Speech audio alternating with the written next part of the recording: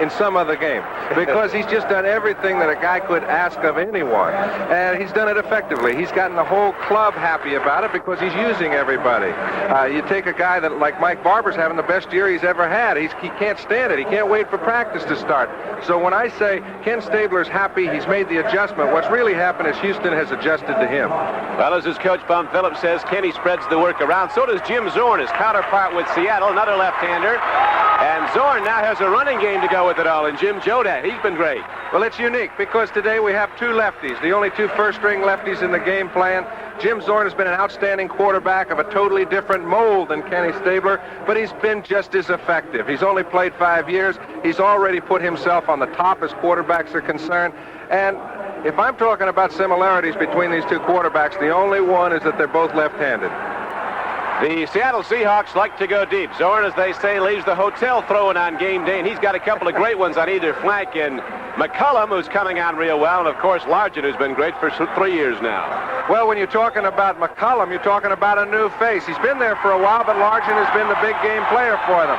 He's been getting a lot of double coverage. McCullum has come on sensationally. Zorn will use the whole field when he plays this game. Jodat compliments him very well. Last week he had the best game of his career. I like their offense. I like both teams' offense, and I'm looking forward to the ball game, Donnie. Could be a lot of points. We'll be back in a minute with the Oilers and the Seahawks.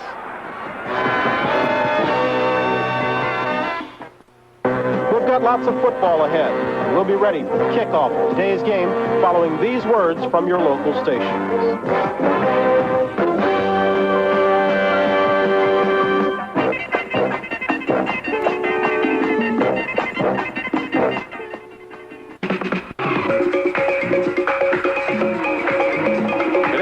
Brought to you by Budweiser. For all you do, this Bud's for you.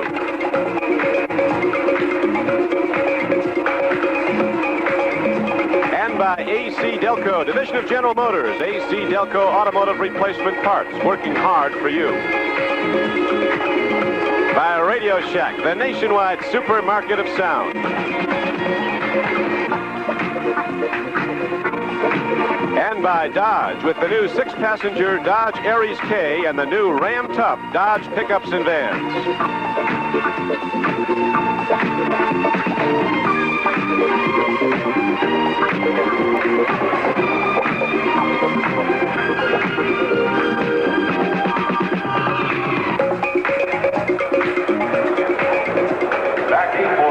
Good afternoon, everyone, from the Astrodome in Houston, Texas. This is Don Criqui with John Brody as Ken Stabler, who's hit on over 80% of his passes his last 3 times out Oiler victories, ready to lead the Houston team now against Jim Zorn and the Seattle Seahawks. The Seahawks have won the toss. They'll be receiving to start the game. As Tony Fritz of the Oilers is set to kick it off, Cornell Webster, who ran one back 90-plus yards for a touchdown in the preseason, is back deep, and Webster gets the ball at the 5. He's to the 10, 15 to the 20. Cornell Webster is clothesline and dropped at the 21. Darrell Hunt, number 50, an Oklahoma linebacker, came down to make the play for Houston. Jim Zorn at quarterback, Dan Dornick is running back. Jim Jodat, the ex-Ram, who had such a great day last week against Washington, the other setback, averaging 6 yards a carry. McCullum and Largent on the flex, 2 outstanding wide receivers. And Country John Sawyer is the tight end. And there's the interior line. Bullard at left tackle, CV starting at left guard today, Yarno at center, Newton in August, Holtz to the right side. First and 10. After a 16-yard return from the 21, Zorn throws out the flat. Dornick can't find the handle. Incomplete. It'll be 2nd and 10. So, John, Zorn didn't disappoint the Houston defense. They were looking for him to come out pitching. There's Doris. Kennard has beaten out Curly Culp as the middle guard for the Oilers. Elvin Bethea, a longtime veteran at right end. The linebackers, Washington at the outside. Thompson stars today at left inside linebacker. Bingham, the leading tackler in Brazil, on the right side. And the good secondary. The Oiler defense has only given up 64 points in 4 games. And now it'll be 2nd down and 10 for the Seattle Seahawks at the Seahawks 21-yard line. Zorn goes to the run, and Dornick is caught on top of the line of scrimmage. Ted Washington, number 59, shot the gap and was right there to make the play. John? Well, I think you'll see Zorn put the ball up in the air quite a bit, particularly in blitzing situations. I look for Houston to blitz a little more than they do against most teams because Heretofore, Zorn hasn't been very effective against the blitz. In the last 5 to 6 games, however, though, he's picked it up very well, and I think sometimes you get a tendency to think a man might be a little suspect in certain situations. I think Zorn has improved in that area as much as anything.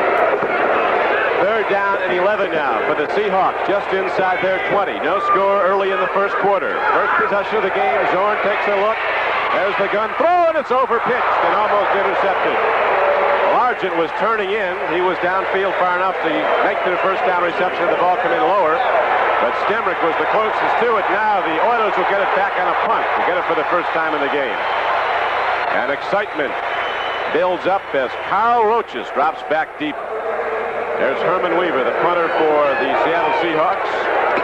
Roaches, who broke one for 68 yards on a return last week for the Oilers, standing back at his 37. Weaver hits it. And Roaches, who got married yesterday afternoon, drifts back to the 25. They set up a return right. This is the exact setup for that long return last week. And Roaches isn't done yet. He's still going out to the 40-yard line. A 15-yard return on the punt after a 55-yard boot by Weaver. Stabler is the quarterback. Earl Campbell, who's had some muscle pull problems, back in good health, will be starting at fullback. Tim Wilson in there with him. Big blocking back, Johnson and Renfro, the flankers, and Mike Barber, a big tight end who's already caught 18 at 26 all of last season. Veterans in the offensive line, and they're good. Leon Gray and the former Cardinal Bob Young on the left side. Malk at center, Fisher and Towns on the right side. No score, first and 10 for the Oilers at their 40. Stabler goes to the run, and it's the Earl of Tyler taking the ball across the 40, not to the 42-yard line. Campbell gets ahead for about 3.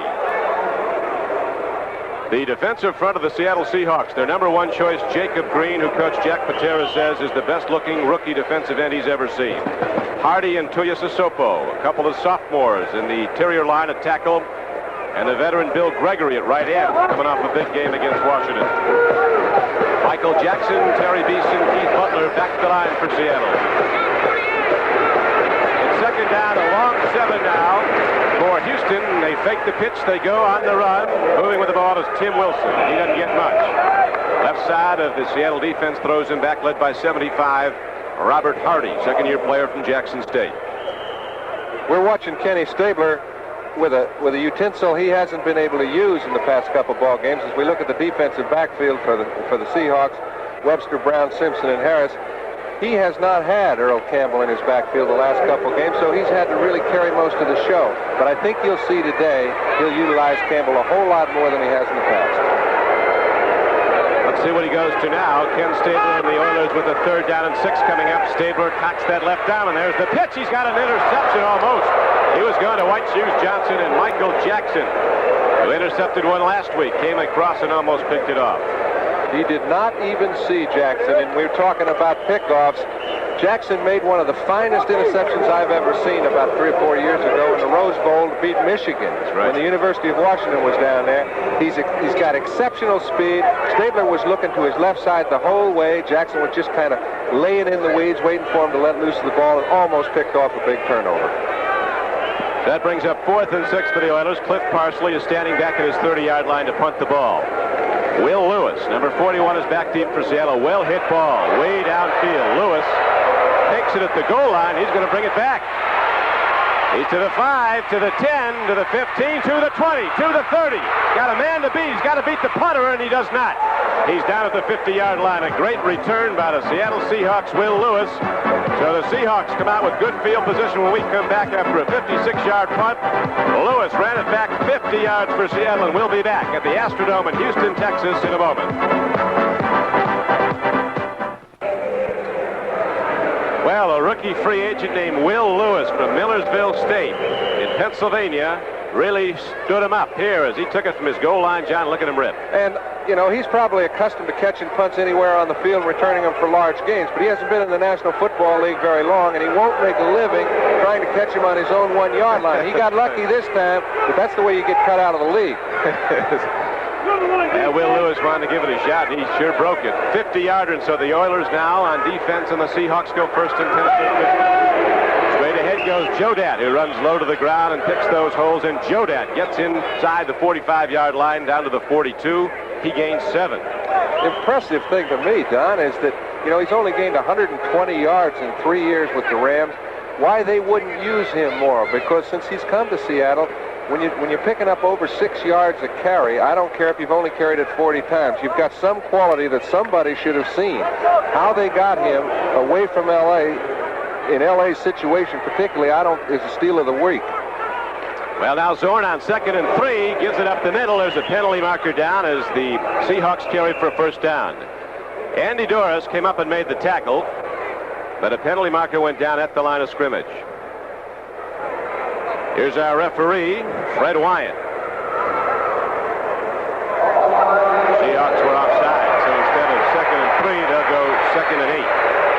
And the rest of today's officiating crew: Tom Hensley, Ed Marion, Wilson Gosier, Jimmy Rosser, Vince Jacob, and Fred Swearingen. Offside, offense.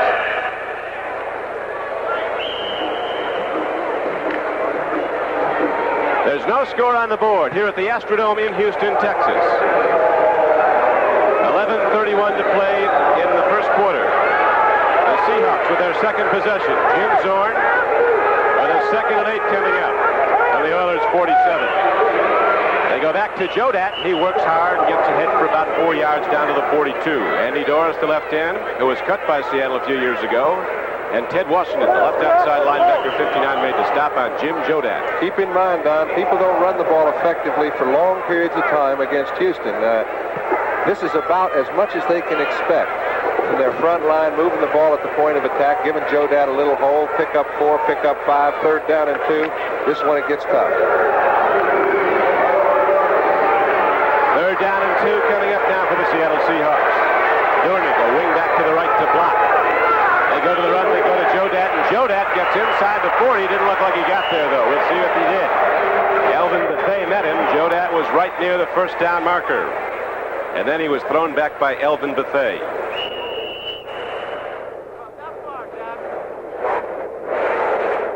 Former Chicago Bear, Jeff Seavey led the blocking. And my first impression, Don, is that it's about a foot short of a first down.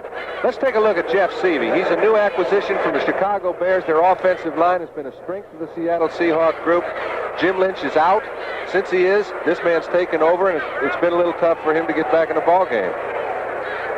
Good play there by Ken Kennard, the middle guard for the Houston Oilers. Slipped the block, and he made the hit just short of the first down. So that brings up 4th and inches for the Seahawks. Let's see what Zorn and get some Coach Patera. Well, the last thing you expect from the Seahawks is for them to punt, even within inside their own 20, let alone the other team's 40. So they'll have some sort of straight-ahead play. If they've got a short yardage play, a Fuller play, I look forward to using it right now. You think they could be going to the bag of tricks this early? They'll go into it anytime. 4th and inches for the Seahawks. No score first quarter. Zorn might call his own. He goes to the running back and carrying the ball for a first down. The Seahawks get it right up the middle. Jodat got the call. And so the Seahawks bust straight ahead on 4th and inches, and they get the first down. And you know, people sit and discuss the relative merits of doing things on 4th down that other teams don't expect. The Oilers were expecting them to do something a little weird, so they took Jack Tatum, put him about 12 yards deep. It allowed them to create a hole and pick up the first down. I got to go with Jack Patera's viewpoint. Well, they made it go, and they're down to the 38-yard line of Houston now. It's 1st and 10 for Seattle. Ooh, a misconnection from the center. And a penalty marker also. They call that the YZ connection. John Yarno to Jim Zorn. They're both southpaws. Right, and that time Yarno had his attention on Kennard, I'm afraid, who is the fine nose tackle for the Oiler defense. He has come on so fast that Curly Culp only splits time with him.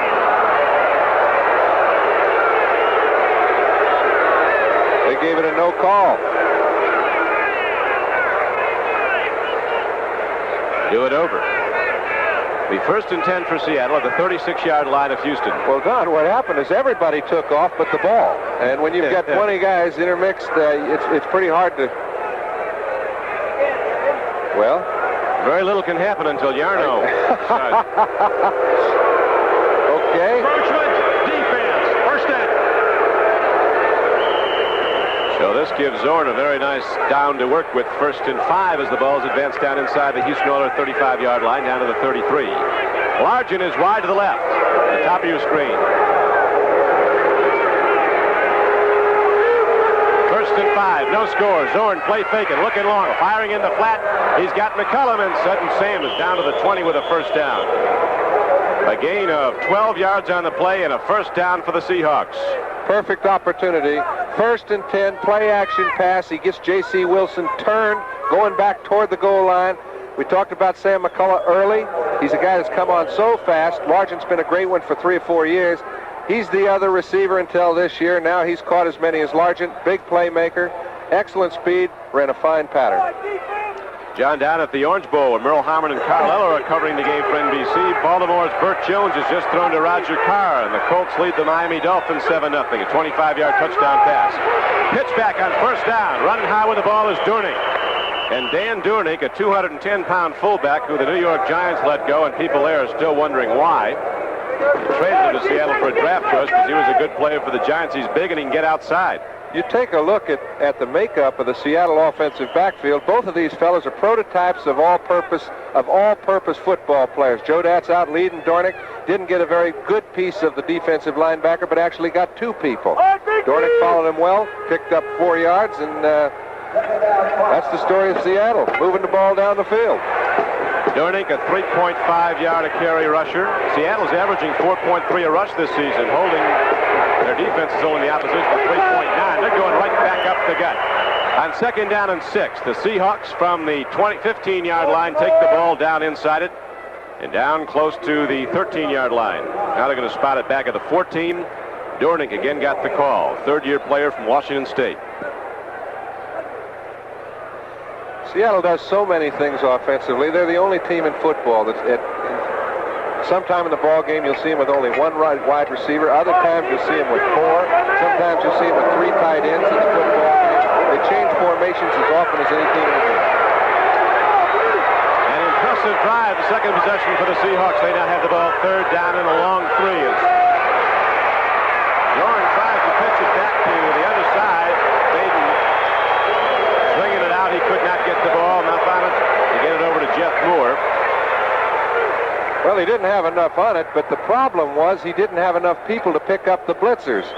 And we mentioned earlier that Houston will try to put pressure on Zorn. If it's effective, they'll do it very successfully. But I don't think they can do it all day. He's come on, beat teams for big plays when they've blitzed, and I think he'll get one before the day's out.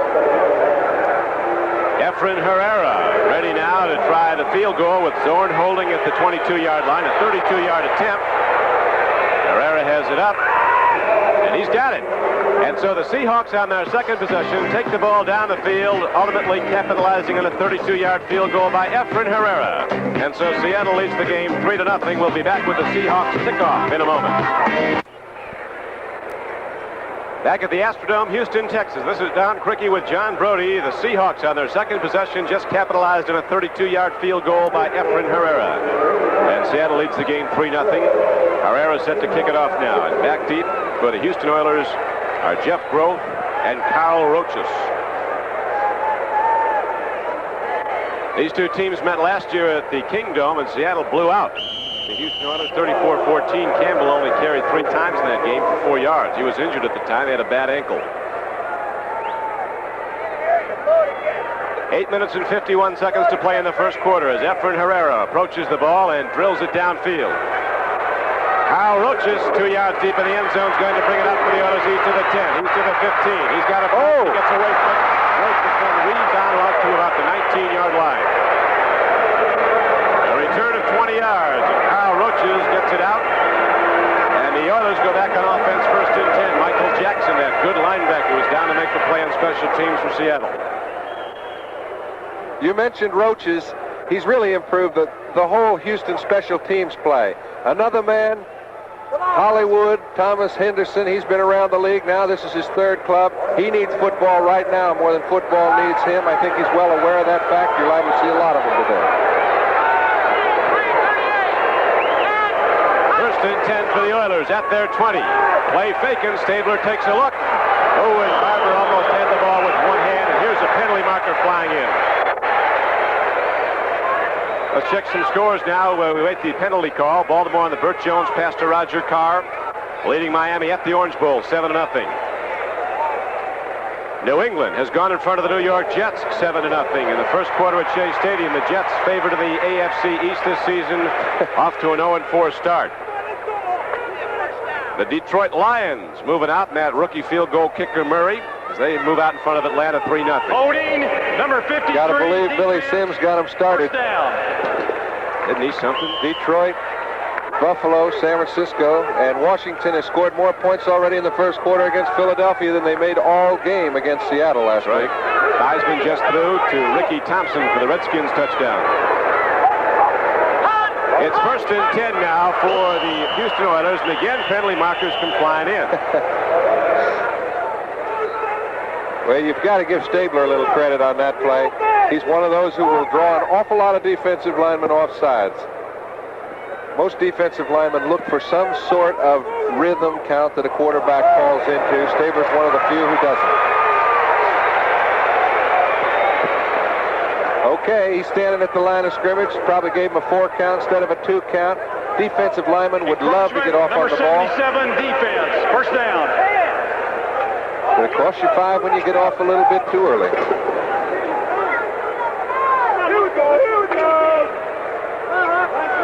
Stabler's something as Bum Phillips, his coach, was saying before the game. He's a quarterback who views the passing field from the line of scrimmage out. He doesn't look deep first like a lot of quarterbacks.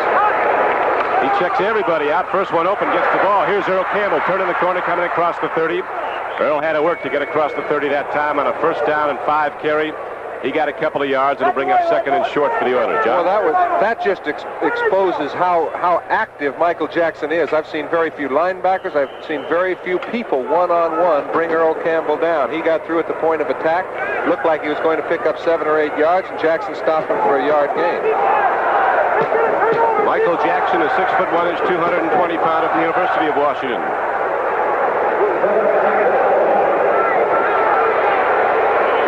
Now on 2nd down and 3, the Oilers, Ken Stabler drops to throw, takes a look deep, looking at the back now, swings it out to Earl Campbell. And Campbell is hemmed in by a well-tuned Seattle defense. As the Seahawks bring down the play short of a 1st down, it'll bring up 3rd down and about a yard and a half. Good secondary play, Don.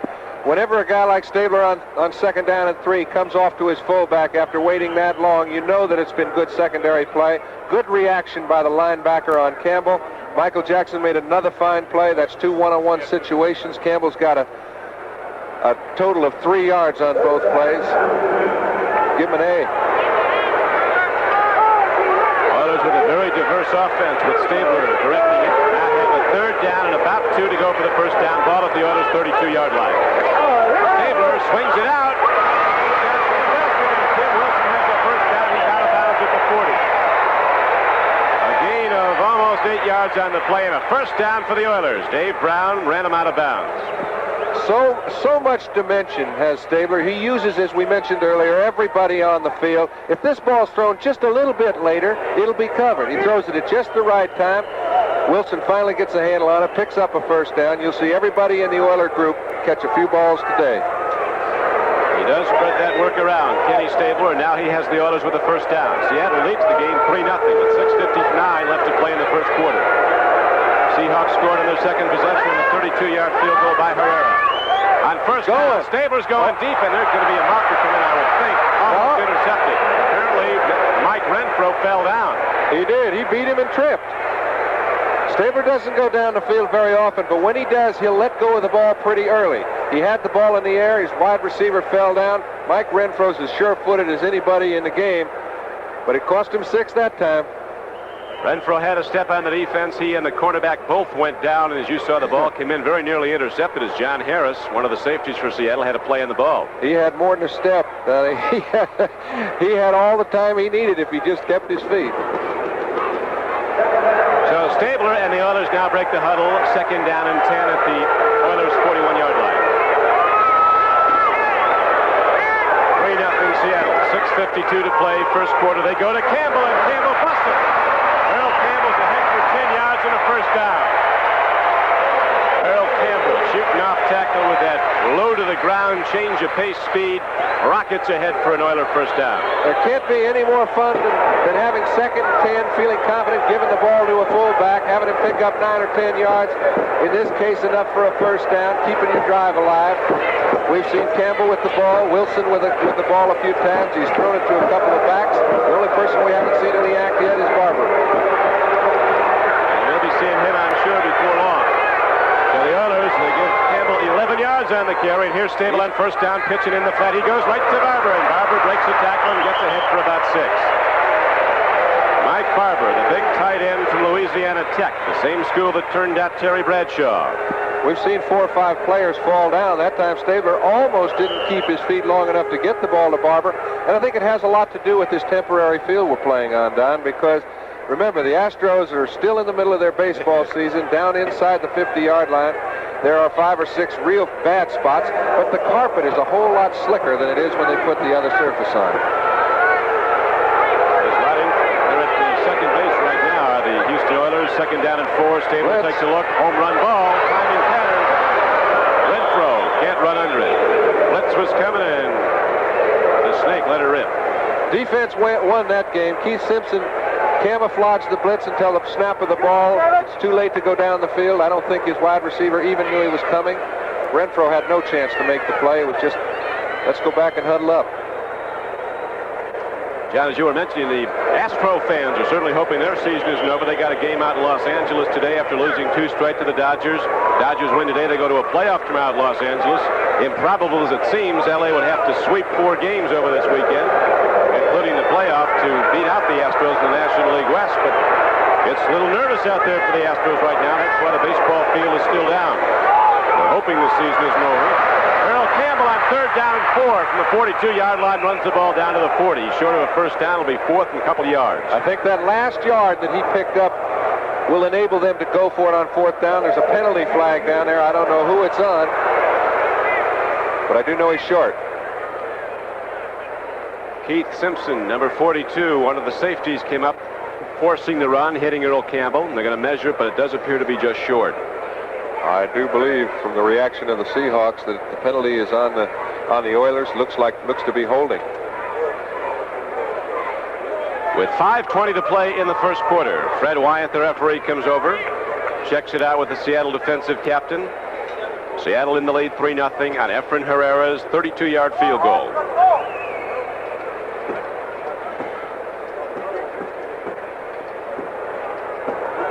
I don't think they'll force a measurement because even though it would have been 4th down and a foot, they'll take the penalty. They've got to get them in a 3rd and 12, 3rd and 13 situation. Oilers are a difficult team to assess this early. They've been winning close games. Stabler says it hasn't been very pretty the way we've been winning, but they are wins. He expects them to get a lot better. The Seahawks... Holding, number 86, offense, 3rd down. Got the tight end Mike Barber on a hope. The Seahawks are even more difficult to handicap. Lost 2 at home to San Diego and New England. Then they go on the road, beat Kansas City, and shut out Washington. This is a real big game for Stabler. He hasn't beaten the Seahawks in 4 tries. Right. With Oakland, they got run out of the ballpark every time they tried.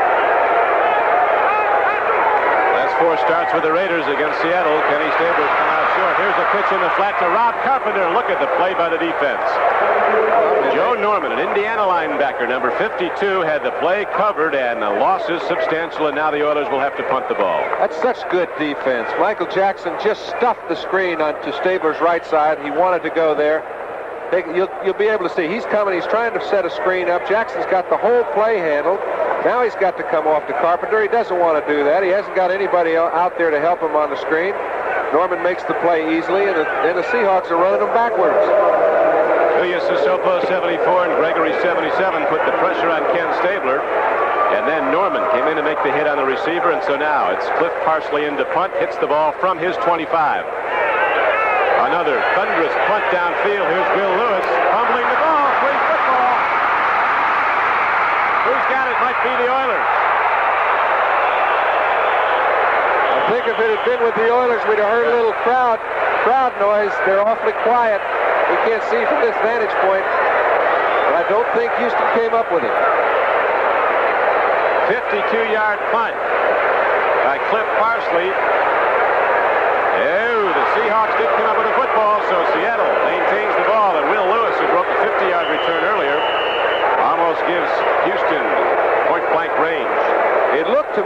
last man getting off the pile was Cornell Webster. I did not see any Seahawks in a position to make the play. After Lewis had dropped the ball, this baby takes quite a bounce. He can't even get a piece of it. Jeff Grove coming after it. He can't hold on. Made a good play. Comes Brazil. And finally, beneath that big pile-up, the Seahawks came up with the ball. They'll have it when we come back. Next Sunday, start your day with NFL 80, followed by a football doubleheader as the hard-charging Colts tangle with the surprising Buffalo Bills. Then see the San Diego Aerial Express attack arch-rival Oakland. Check local listings for the game in your area. This is Don Criqui with John Brody back at the Astrodome, Houston, Texas, where Seattle leads 3-0. A lot of explosion, a lot of diversity in this offense, John. I think so, but the impressive thing to me, Don, is the way Seattle's played defense. This is the 5th quarter, it looks like, that they will have no one put any points on the board. It's the biggest single marked improvement on the club, and Zorn is not waiting around. No, he's not. On first down, Zorn pitches to Largent, and he gets the big gainer out to the 42-yard line. Beautifully thrown ball, and Largent, who doesn't have speed but averages over almost 19 yards a catch, is off on a payoff end, a 31-yard gainer. And he's throwing the ball into a defense that is not ideal. He has to put the ball right through the seam. Of course, he's doing it with the man that he is very much in communication with. Wilson misses the play. Vernon Perry has to come over and make the play. Got him out of a hole. They have an opportunity to get a big lead away from home in a very important game. That could have been a big play. First and 10 after the 31-yard gainer. Zorn on the rollout, throws into coverage, tries to go to Jodat. The ball is separated from Jim Jodat by Robert Brazil, who can also separate you from your helmet. All-pro linebacker.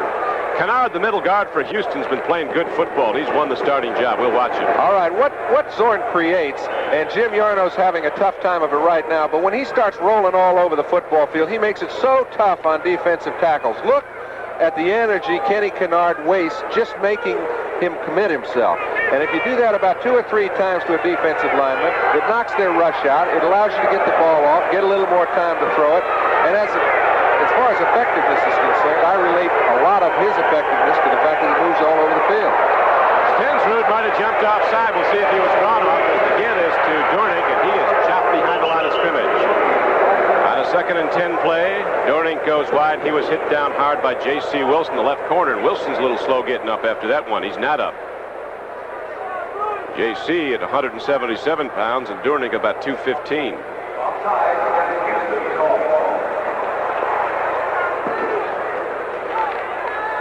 See Stensrud come out of the blocks early. You just see Zorn getting somebody to move a little bit. Generally, when a fella does move, it's a guy that hasn't played too long. In this case, it's Stensrud. Offside. 67. First down. Balance your count a little bit, and you get a lot of good breaks. All right, Baltimore now in front of Miami, 10-3 in the first quarter at the Orange Bowl in Miami. The Jets have put points up. They trail New England 7-6 first quarter game, Shea Stadium in New York. Denver leading Cleveland at Cleveland 3-0 in the first quarter on a field goal. Down, 2nd down and 6. Seahawks go to the run from their 46-yard line, and the Oilers shut it down very quickly. Ted Washington, veteran linebacker from Mississippi Valley, number 59, came across. Dornick knocked out of bounds. It's going to bring up 3rd down and about 6. Atlanta's gone in front of Detroit, 7-3 in the first quarter at Atlanta. Washington still holding to the 7-0 lead over the Philadelphia Eagles on the Joe Theismann to Ricky Thompson touchdown pass in the first quarter. St. Louis in front of winless New Orleans at the Superdome, 7-0 first quarter. And here we've got a little 3rd down and 3. For Seattle from the Seahawks 48-yard line. Zorn takes a deep drop. He lets her rip. Way high. 2 men were covering Steve Largent. Vernon Perry, the strong safety, and the free safety Mike Reinfeldt were both right there with him. So Zorn and the offense come off the field now, and the punters back out. Herman Weaver back in the game to punt now for Seattle. Seahawks lead this game 3-0 on a 32-yard field goal by Efren Herrera. 3:19 left to play now in the first quarter. Game moving along slowly, as both teams have been pitching a lot here. Stabler and Zorn. Roaches is standing back at his 11-yard line. Weaver drills it long. Roaches takes a look. He's going to return it. He has a problem if he does. He fumbles the ball. Somebody caught it in the air. I think Seattle's got it. Seattle's got it. So the Seahawks get a break back at the 12-yard line. The Seahawks recover a Kyle Roach's fumble.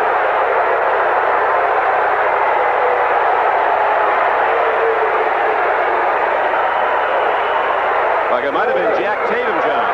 Yes, sir. And this was an excellent punt. It was one of those that got up in the air and started coming back toward the line of scrimmage. Roach has really misplayed it like a high pop fly. Rabel got in his... Tatum has it, loses it. And then a Seahawk comes in and gets it, and Seattle has the ball down at the 10-yard line of Houston. We'll be back at the Astrodome with Seattle in the lead 3-0. The Seattle Seahawks have just recovered a fumbled punt by Kyle Roach's. Here it is again. We were taking a look at Bum Phillips, who was very concerned with the official's call, but I think the problem was Tim Smith, number 83. The man is trying to protect for him. Cornell Webster never got close enough to Roach's to interfere with his opportunity to catch the ball. It was just a bad communication between Smith and Roach's. Now they're giving the ball to the Houston Oilers, so apparently that was the ruling. The Oilers have the ball. So while we were away, the Seattle offense was out on the field. Now the officials rule that apparently Roach's did not have the proper room to catch the ball to make a play on it. It was not ruled a fumble. It was indeed ruled a possession for the Houston Oilers, so they have the ball, albeit deep in their own area. 1st and 10 was the last play from their 11-yard line. John? That is a good break for Houston. A big one because Seattle would be 1st and goal at the 10-yard line. Seattle leading the game 3-0 with 2:35 to play in the first quarter. Stabler goes to Earl Campbell. Wilson's out in front of him, and the Campbell turns the corner, gets across the 15 to about the 16-yard line. Jacob Green, 79, that highly regarded rookie. So very fast. He runs with the wide receivers from time. Runs at 40 and as fast as most wide receivers. Well, primarily, they have him as a pass rusher. They feel that he has really helped their offensive line or their defensive line surge. But if you've noticed throughout the first quarter, they've tried to run the ball to the right because they felt they could take advantage of Green. If you're that good a pass rusher, they figure you can't play the run that well. He has stuffed them time and time again. Now it's 3rd down and a long 6 for Houston. Swing pass goes out. Billy White Shoes Johnson has it. He's waving. He's looking for help. Johnson is run down from behind back at the 11-yard line. Tremendous play. Cornell Webster was through. Also on the play was 55, Michael Jackson. You'd criticize anybody else taking that sort of course, trying to get a first down, but you can't do so with White Shoes Johnson. He's made these kind of plays throughout his 7 years. Here he goes. He's already back behind the line of scrimmage. If he gets rid of one more tackler, he's going to pick up the first down as he's got a wall out behind him, but Cornell Webster made a fine play. So now the Oilers will have to punt, and Parsley's in his own end zone. 1 minute and 5 seconds left to play in the first quarter. The clock running. Seattle in the lead 3-0. The ball's hit downfield by Parsley. Lewis fair catches and fumbles the ball, gets his own, and he's down to the 42-yard line of Houston. Now for an update on everything going on around the NFL on this 5th weekend of play. Let's go to New York to NFL 80 and Bryant Gumbel. Thank you, Don Cricket. At Miami's Orange Bowl, Bob Greasy is showing off the Bob Greasy Armor Bowl. They say he can't go long anymore, but this completion was good for 50 yards to Joe Rose and set up a Miami field goal. Still they're trailing 10-3 in the first. Back to you, Doug. Thank you, Bryant. Here at the Houston Astrodome, it's 3-0. Seattle in the lead on an Efren Herrera field goal. And now the Seahawks have the ball back. They have it at the 43-yard line of the Houston Oilers. 57 seconds to play in the first quarter. Zorn at quarterback has Largent and McCollum on either flank. Play fake into Dorning. Zorn swings it out, and John Sawyer can't hold on. Country John, they call him. They say that John Sawyer is so far out in the country, he heads toward town to go hunting. Yeah, well, he was so far open on that play, Don, that if he just held onto the ball, it's a sure 25 or 30-yard gain. They've had a few opportunities. They haven't capitalized on them. We mentioned early that we expect Houston to do a lot of blitzing against the Seahawks. They've done it on 4 or 5 occasions. Zorn has either not found the right receiver or not had the right play called. So you may see more and more of it. That time he had a potential 30, 35-yarder, though. Sawyer held that one. He had a long way to go. Now it's second down and 10 for the Seattle Seahawks 43-yard line of Houston. And here is a timeout called by Jim Zorn. He wants to check something out over here on the sideline. Yeah, he wants to know why they had all 11 men standing at the line of scrimmage. He did not have enough people offensively to pick up the blitz in that situation, so he called timeout. Denver and Cleveland tied up on a pair of field goals at Cleveland. Fred Steinfort connected for the Denver Broncos. Cockcroft for Cleveland. Detroit trailing Atlanta 14-0 after Detroit went out in front 3-0. Atlanta scored twice now.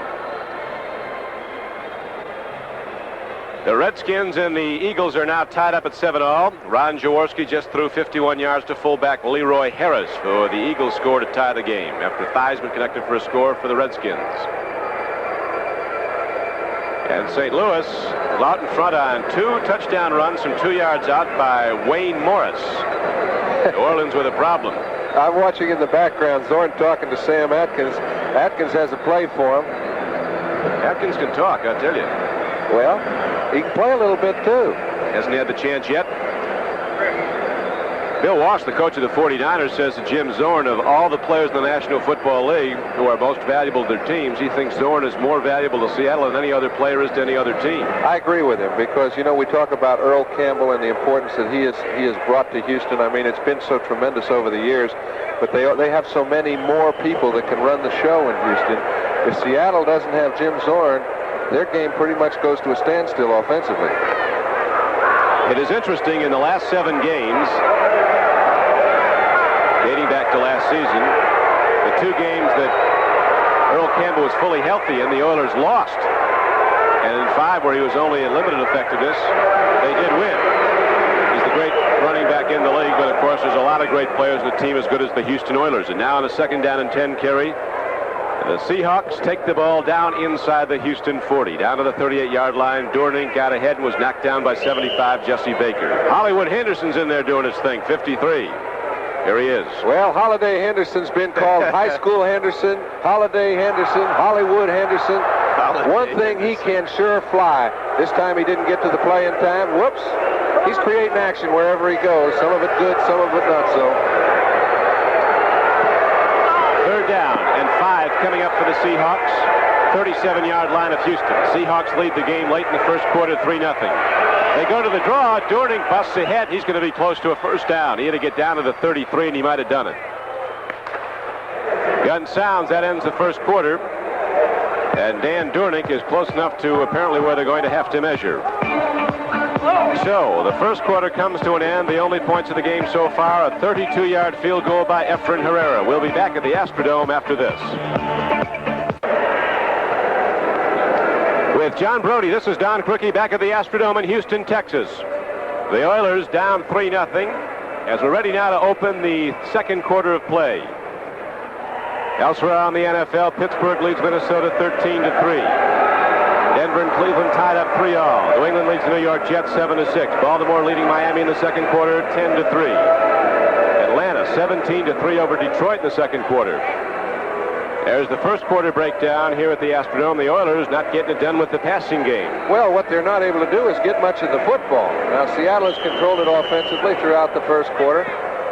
Stabler has been able to do that to his opponents the previous 3 weeks. If you can keep the other team off the field, no matter how good their offense is, the score production is going to be rather low. Jeff Moore and Jim Jodat are now the runners for Seattle. Fourth down and less than a yard. Hand off to Jeff Moore. Going wide, turns the corner. He's got a first down and more as he busts inside the 30. And down to the 29-yard line. So he needed less than a yard.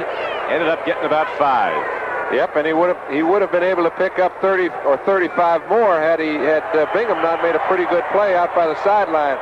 You see Jodat's trying to find somebody to hit. He gets all the way to J.C. Wilson, the corner, before he can find anybody. Kicks him out. We mentioned if Bingham doesn't make a fine play laterally, he's gone.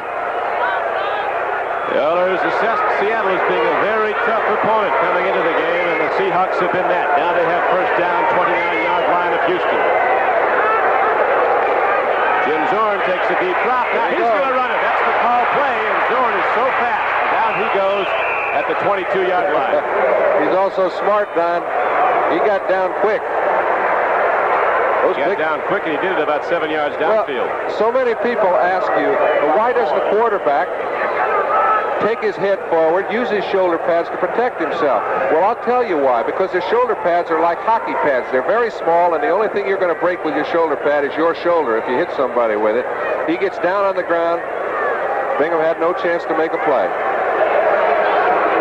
So Jim Zorn calling his own number. The Oilers knew that was going to be coming, but they say it's so hard to defend, and Zorn on the keeper now gets 7 yards at 2nd and 3. Zorn goes back to the run. This time the Oilers stand it up. Jim Jodat ran the ball, but the Houston Oilers caught him, Curly Culp, in the game. Number 78 at middle guard, hit him head on. No gain. It's been no picnic for Houston so far, Don, but another team that's playing away from home is putting it to New Orleans. St. Louis is 20-0 ahead in the second quarter with 8:42 to go. It's been a long season for Dick Nolan so far. It's going to get longer. The Steelers leading Minnesota 13-3 in the first quarter. Now Jim Zorn calls another timeout. With 12:57 to play in the first half, Zorn comes over for some counsel from the sidelines as he has a 3rd down and 3 play coming up when he comes back. On Saturday, October 18th at 4 o'clock Eastern Time, NBC Sports World returns live. It's a 10-round light heavyweight bout between undefeated Michael Spinks and Yaki Lopez. Then some of the greatest names in bowling go pin for pin in the legends of bowling. Live World Series reports all Saturday, October 18th at 4 o'clock Eastern Time, following the World Series here on NBC Sports. NBC's Sports World returns.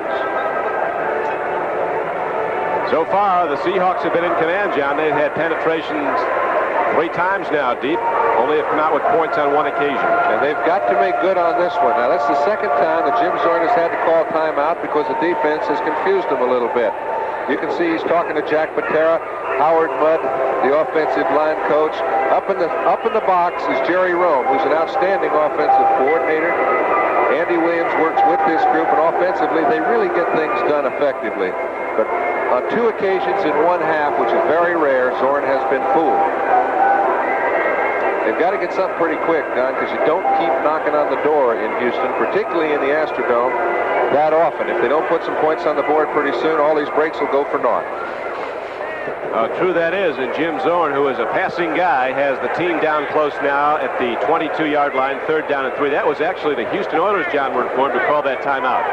Their defense wanted a timeout. Well, and my information was a little suspect, but I take it back, Jim. Jim Zorn, who passed for over 11,000 yards his first 4 years in the NFL. Only one quarterback has passed for more in his first 4 years. That was Joe Namath. They're coming again. 3rd down and 3. Seattle with the ball at the 22-yard line of Houston. The Blue fans are drowning out Jim Zorn's signal calling. This is what's really hard when you're playing away from home. Houston is trying to fool Zorn. They're trying to get into a blitz situation. Zorn was trying to call an audible. McCullum couldn't hear it. As a result, a good opportunity for Seattle goes down the drain because they can't get the ball off. The fans do help at home. Do they? And the Oilers are especially tough here in the Astrodome. So Jim Zorn sets his team down in the huddle now. The ball at the 22-yard line of Houston. A 32-yard field goal by Efren Herrera. The only scoring so far in this game. It came in the first quarter. Seattle 3, Houston nothing. With the Seahawks challenging again. 3rd down and 3 coming up. The Oiler fans start up again.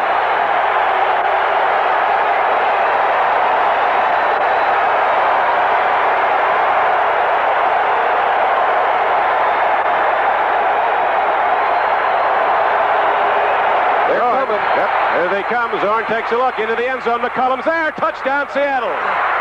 Came back with the same play, down to one he couldn't get off previously. Went back in the huddle. They got it communicated. Jack Tatum had no chance on McCullum. We mentioned that if they keep blitzing Seattle, they're going to get burned. That's exactly what happened. Zorn threw the ball the only place he had to throw it. Get it down the field. Let McCullum run under it.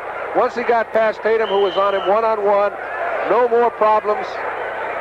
And 6 points. A 22-yard touchdown pass, a perfectly thrown ball. McCullum way beyond the defense. Makes his 5th touchdown reception of the season. And so Seattle takes command of this game, 9-0, looking for a 10th point, which they get. Efren Herrera is good on the extra point. So at this point in the game, the Oilers have a problem. The Seattle Seahawks, the visitor, who've been so tough on the road this year, winning both their previous road games, out in front 10-0. We'll return to the Astrodome after this.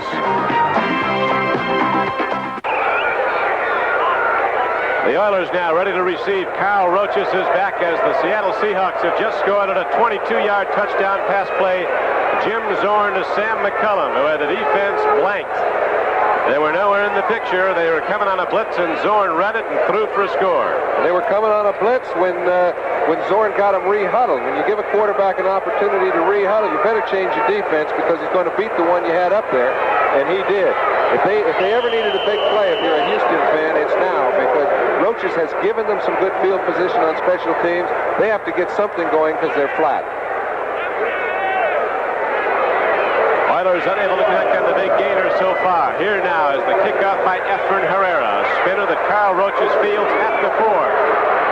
10. 15.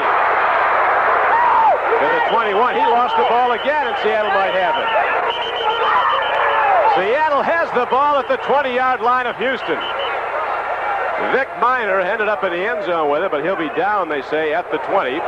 Preliminary signal was that Seattle has the ball. Their offense certainly thinks so, John, because they're out in the field. Well, they do have the ball, Don, and I think the official was surprised when Miner came up with it, or he wouldn't have blown the whistle because nobody did touch him. Let's take a look at Roches, trying to make a big play, gets caught from behind by Miner, and then he picks the ball up. We don't get to see the rest of the play, but we do get to see the expression on Bum Phillips' face, and it's not a very happy one. Carl Roches, a new bridegroom. He was married yesterday afternoon. Sometimes it's hard to get in the end zone. This ain't no honeymoon for Carl Roches.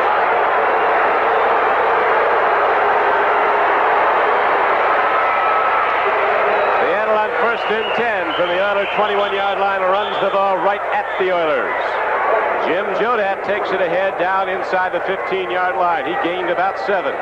It'll be 2nd down and 3. Reinfeldt, the free safety for Houston, made the tackle. There is the scoring drive. The payoff, then the 22-yard throw into the end zone. Zorn to McCullum. The 57 yards is I think, the telling thing.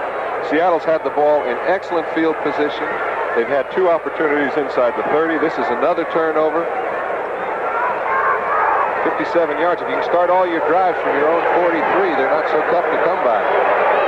11:55 to play in the first half. 10-0 Seattle. Dornick runs and the Oilers knock it down. Curly Cup, a 285-pound middle guard, a smasher. Stripped the blocking and made the slug hit.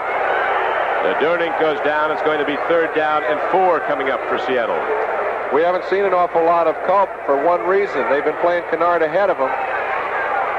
He got up when he got in there. Pittsburgh in command of Minnesota, 13-3 in the second quarter.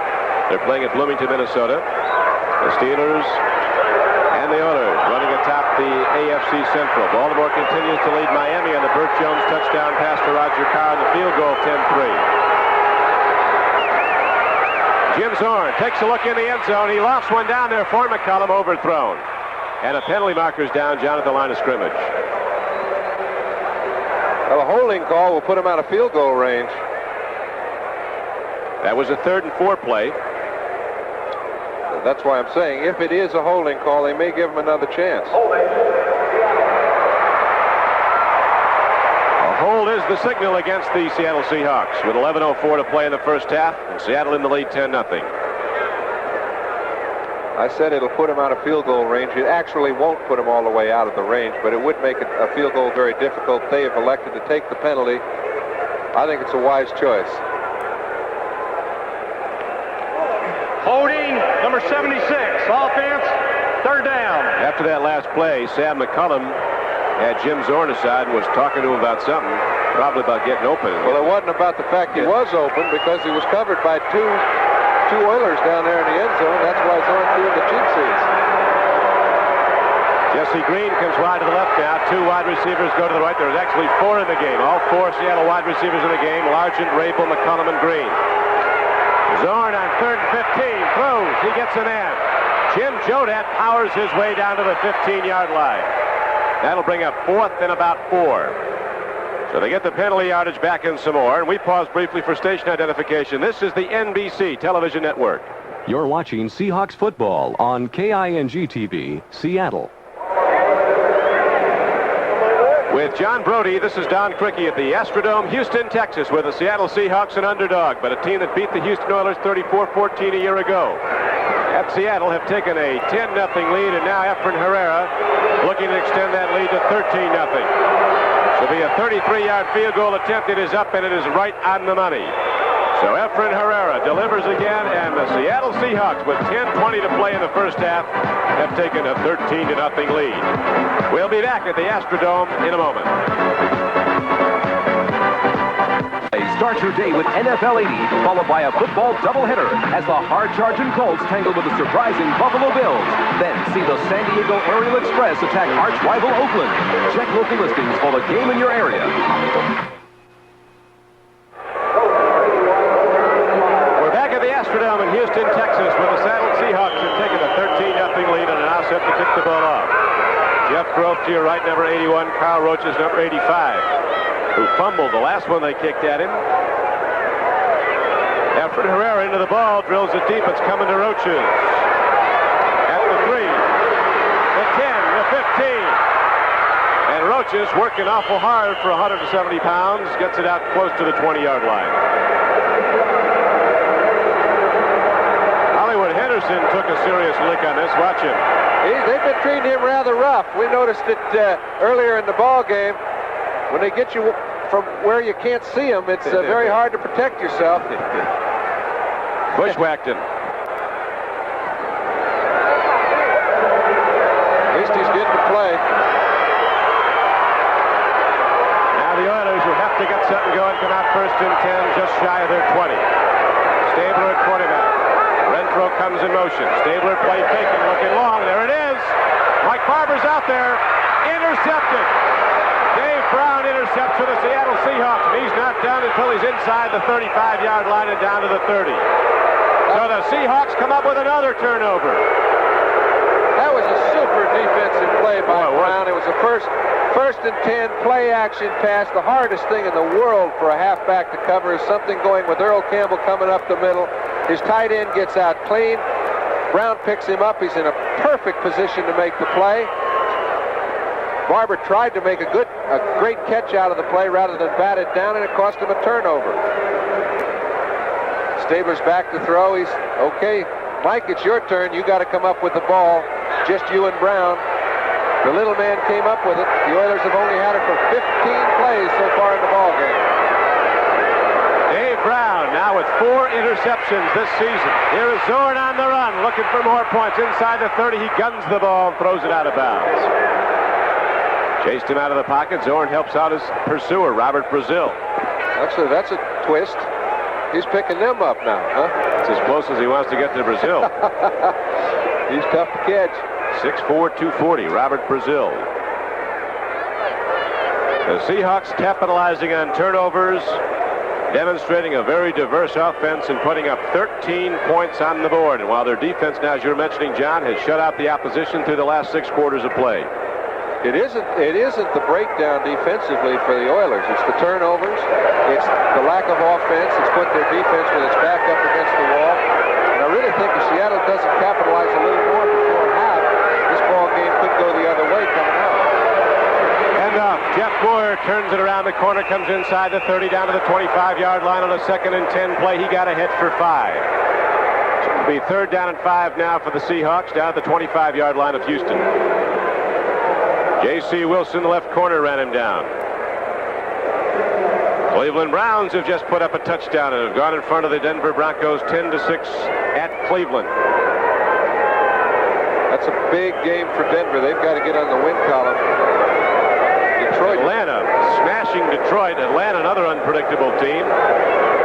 Bartkowski just threw to Alfred Jenkins for 43 yards and a touchdown. Atlanta scored in a block punt recovery. Recovery and a run by linebacker Buddy Curry. Defense doing it to Detroit. Lions went into that unbeaten. It's 3rd down and a short 5 now for the Seattle Seahawks. Zorn looks into the end zone. McCullum is there. Touchdown, Seattle. Man alive, Zorn and McCullum are tearing up the Oilers. Well, they're catching the Oilers defensive backs one-on-one. And when you give a man both sides of the field to run in, a man like McCullum who's come into the slot position, he can work inside or outside. I don't care who the defensive back is, he's going to get trapped. Vernon Perry tried to make the play. They put him responsible for covering McCullum all over the field. I don't think there's anybody in the game can do it. There's no strong safety, certainly, that can cover a wide receiver like Sam McCullum. Nice throw, simple little pitch and catch game. Seattle leads 19-0. They're about to run the Oilers right out of Houston. Easy money so far for Zorn and McCullum. Nothing to it as they have 2 scores to their credit, 2 touchdown throws. 9:35 to play in the first half, and the Seattle Seahawks, who came in as an underdog, in command of the football game, 20-0. We'll be back at the Houston Astrodome after this. Here in Houston, the Derek Dows haven't had a whole lot to dance about as the Houston Oilers are getting blasted in this game. But, John, I don't think you ever count a Stabler quarterback team out. No, you don't. Let's take into account one thing. Since the score was 3-0, the Oilers have had the ball for 1 play. Now, that isn't enough to do anything offensively. I look for Stabler to get up, start firing the ball all over the field. And this ball game, as you've seen Stabler so many times, could end up a real barn burner. Efren Herrera kicks off yet again. Carl Roaches approaches the ball, takes it at the 7. Penalty markers going down all over the field. Oilers are clipping. Oilers trying hard to break the big gainer to get back in this game are called for a clip. Mike Barber slams his helmet down. Leon Gray gets him off. It's a little frustrating when you can't get in the ball game. When you do, the flags start going. They've got to maintain their composure, not lose it.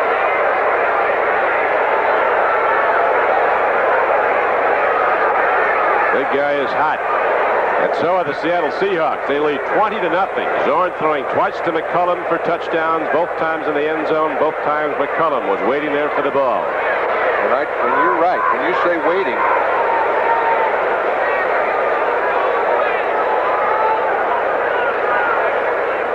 so the play comes back as the Oilers are called for a clip, or will be very shortly, on the return by Carl Roaches. Been clipping against the receivers, face mask against the kicking team. The ball is first down here. First down. Offsetting penalty, so put the ball in play first and 10 where Roaches went down, just short of the 20. It's at the 18-yard line.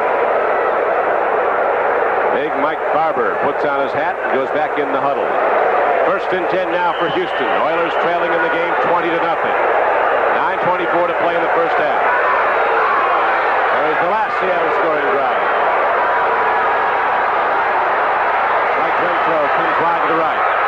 White shoes Johnson off the left, and Stabler starting to pitch on first down. There's a strike down. Again, it's almost intercepted. Pete Simpson moving up on the ball, almost had another one. Dave Brown recovered not that long ago. hey, it looks as if the Seahawks are sitting around in the Oilers huddle because Simpson would have picked that off on the dead run. Remember, they picked one off. Yeah, we remind our viewers that on Thursday night, October 16th at 8 o'clock Eastern Time, it's Games People Play. You'll see various shapes and sizes hit the water in the World Cannonball Championships. Then Soupy Sales takes a look at custard pie throwing, something he's no stranger to. And a special look at the hottest thing on wheels, skateboard fever strikes, plus the BMX bicycle jump, where 18-year-old Jim Pratt attempts to jump a bicycle over 5 trucks. All Thursday, October 16th on Games People Play. You know, and meanwhile, Seattle's got Houston guessing, trying to adjust. I think you're going to see that Stabler got caught for too much time because the Seahawks were going to blitz with 9 men. He didn't have enough to pick up. It'll be 2nd down and 15. Mentioned just a minute ago that although the Seahawks only Ball start, number 60. Although the Seahawks only have 1 ball picked off, they could have had 3 at this time. Michael Jackson almost got one early, and Simpson had that one right in his hands. Oilers have been a flat club, and Bum Phillips on the sidelines, hoping they'll break out of it now with a 2nd down and 15 play coming up. Stabler goes to pitch back. Earl Campbell runs with the ball and not very far.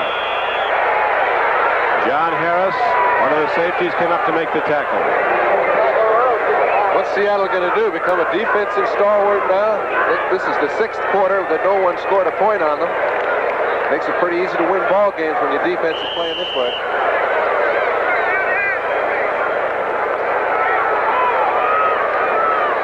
$8:50 to go in the first half.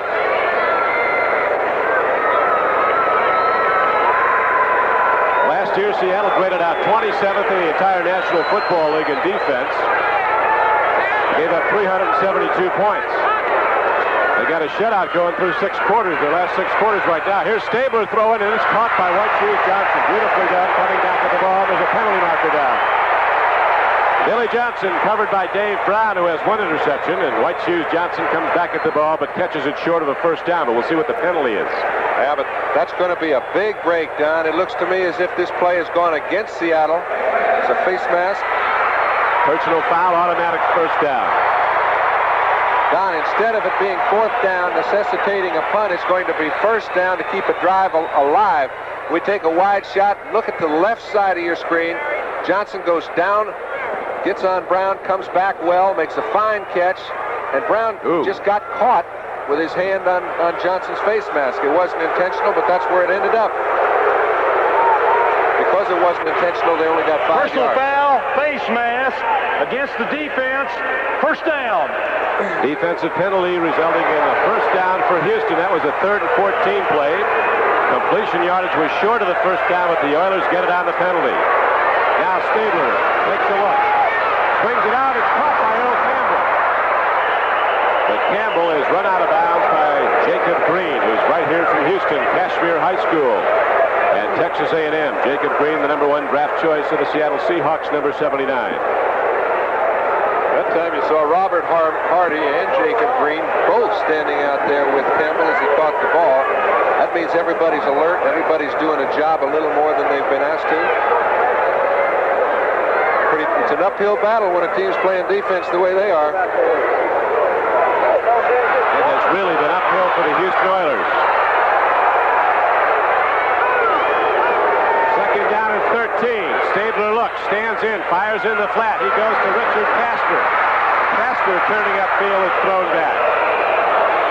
John Harris, the free safety, came up for Seattle, made the play on big Richard Castor, who's 6'5" and 228 pounds and can take it the distance if he gets a break. He's one of the fastest players in the field.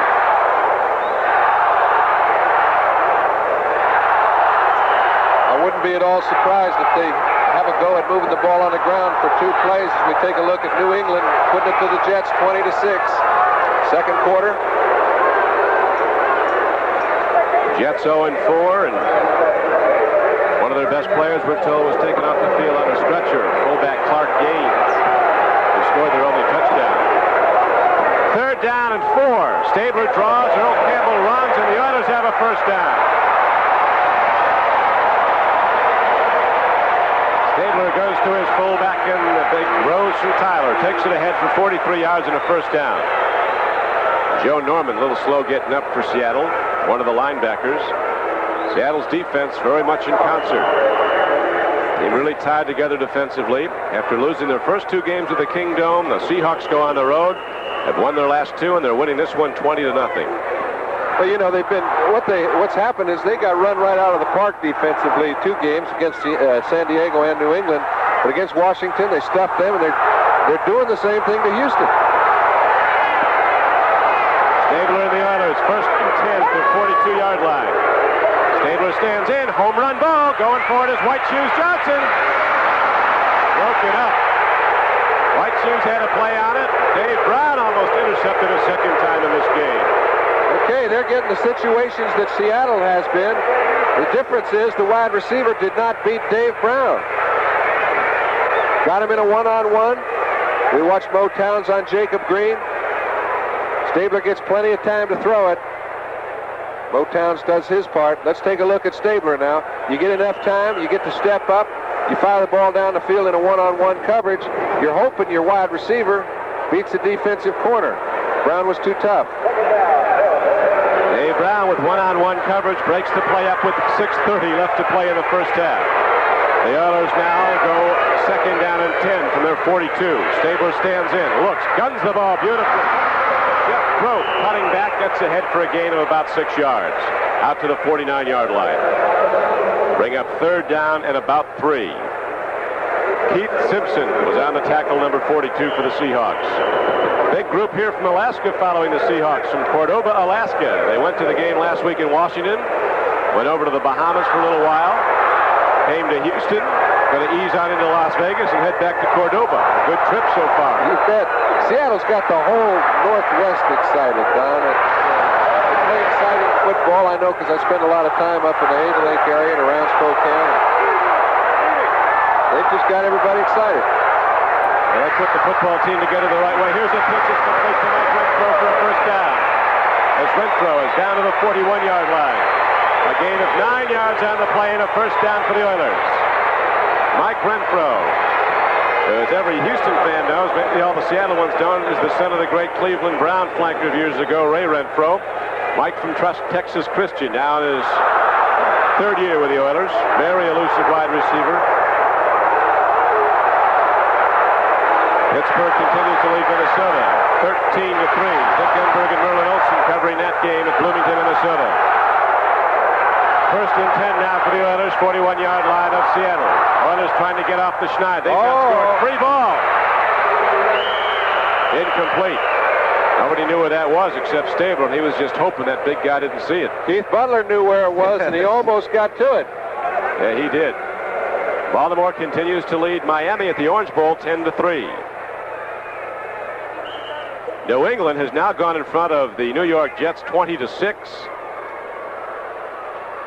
Steve Nelson and Mike Haynes combined on a blocked field goal and ended up running it in for a touchdown. Haynes picked it up, lateral to Nelson, who scored. Safety blitz. Stabler, the left-handed dart thrower, again throws a strike to Mike Renfro inside the Seattle coverage.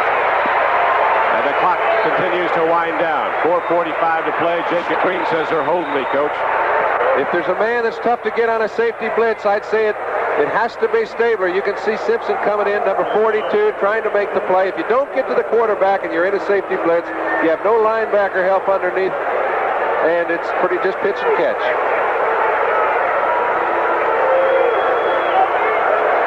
So it's going to be third down and 2 coming up now.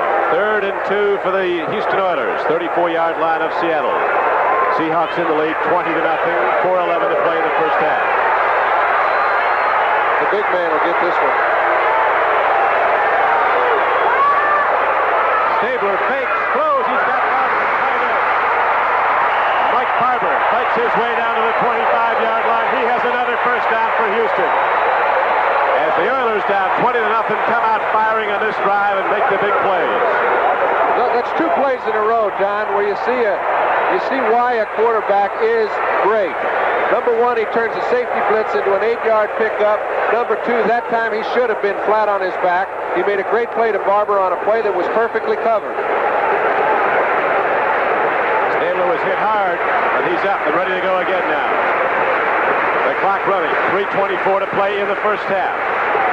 Houston on its best drive of the day, and they need it badly. Stabler has hit 12 of 19 for 52 yards. Looking again, Ken Stabler stands in, throws it, banded in the air. It's intercepted by Seattle. The ball is intercepted. Who is that? Michael Jackson gets the ball. This quick linebacker from Washington. As for a second time, a Stabler pass is slapped high in the air. This time the Seahawks get it. I don't know if we'll be able to determine who got his hand on the ball, but in the middle, there's awfully good surge. Hardy, Tuiasosopo, both of them are making fine surge up the middle. This time, it hit somebody on the hand. Boy, that Jackson gets up to take it away. Young man who intercepted for the Huskies to save a Rose Bowl win over the University of Michigan a few years ago. Makes a big play for Seattle.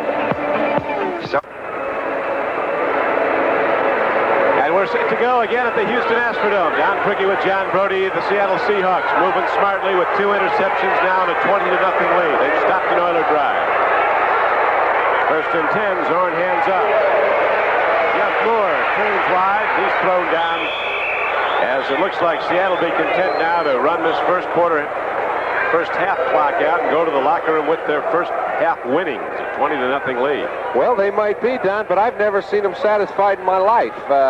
I've seen them throwing on 4th down, 4th and 1 long gainers, and it's against the personality traits of the Seahawks. I do think they'd like to run it down the field rather than throw it at this time. Their offensive line has had pretty good surge at the point of attack all afternoon. They're really in control. Second down and 9. Zorn throws and gets it out to Jim Jodat, who beats the defense and gets out to the 49-yard line. And he's got a first down. So Jim Zorn does come firing. Vernon Perry finally knocks Jodat down. Hard for me to believe, Don, that the Rams would allow this man to get out of Los Angeles. Detroit is still 24-3 down to Atlanta. Miami and Baltimore tied up 10-10. Philadelphia leads Washington 21-7 at the moment. St. Louis routing New Orleans 27-0. And here at the Astrodome at Seattle 20. Houston nothing. We'll be back in a moment.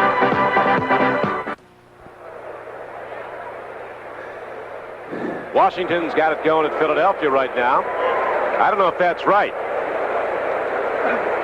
We have Philadelphia on one scoreboard leading 21-7. You better check that one for you, sports fan. Maybe they're both winning.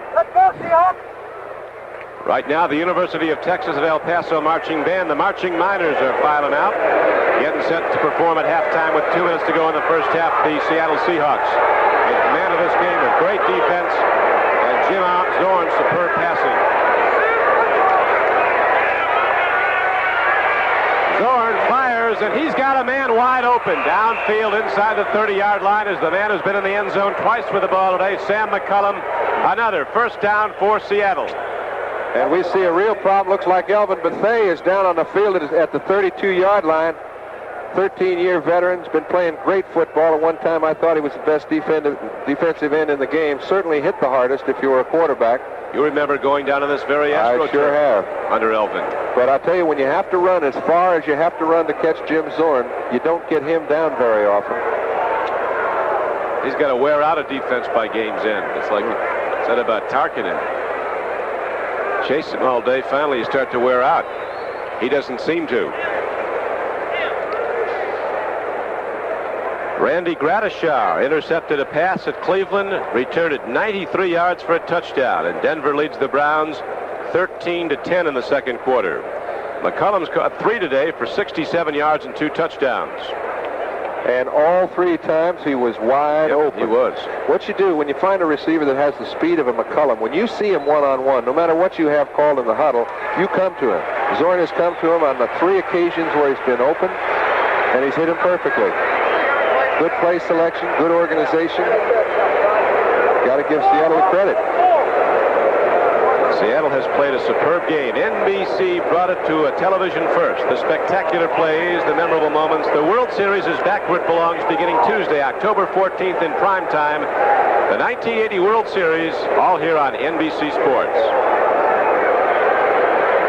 Who's going to be in that World Series? They're still fighting it out. The Astros out in Los Angeles, trying to end that in the National League West. The Phillies did yesterday on a Mike Schmidt home run in the East.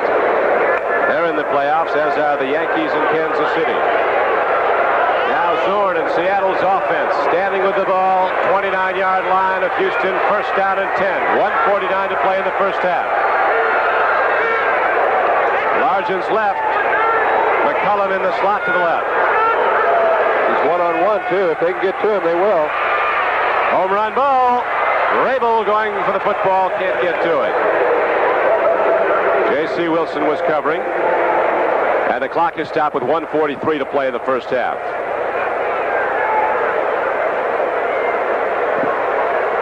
That is the correct score. The Philadelphia Eagles are leading Washington 21-7 at the half. Boy, they're tough to stop offensively. They just blew people out of the ballpark the first 3 weeks.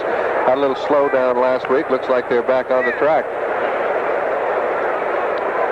It's awful tough to keep that pace up. Detroit, a winner of 4 straight games, getting blasted 31-3. New Orleans looking toward an 0-5 start, down 27-0 to St. Louis. Seahawks go to the run, and not very effectively. Jeff Moore cutting back, tried to turn upfield, is knocked down to the 33-yard line.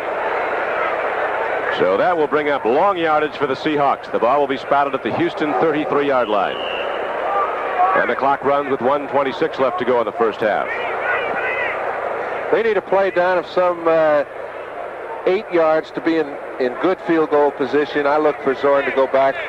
You know, if you can get a field goal right now, it would necessitate 3 touchdowns and a field goal to catch him, and that's a pretty tough uphill battle. Here's Zorn on 3rd and 14, looking long into the end zone. Going for the ball is Largent, and wisely, Stemrick short arms the ball. I don't know why he didn't catch it. You know, it's 3rd down, not 4th down. I think he was thinking maybe it was 4th. We come out to the 20. The line of scrimmage was the 34, but they still have another down. Well, you know, that's the kind of mistake that they still could kick a field goal. They're sending their field goal team out, but you can see Stemrick's got the ball all the way. All of a sudden, he decides, file this. He'd like to have it over. Efren Herrera, who's having some season, ready to try a field goal now. He has 2 already today. This will be a long one from 50 yards. He's got the range. He's got it. Efren Herrera delivers again from 32 yards, from 33, and now from 50. And the Seahawks extend their lead to an amazing 23-0 with 56 seconds to play in the first half. These guys might want to play them all on the road. They just come to play no matter where they go. It's been one of the more lackluster productions I've seen in the Astrodome since I've been watching football the last 6 years. I don't think it will stay this way because the players for the Oilers are just not the kind that let down that long. But I don't see any signs of improvement.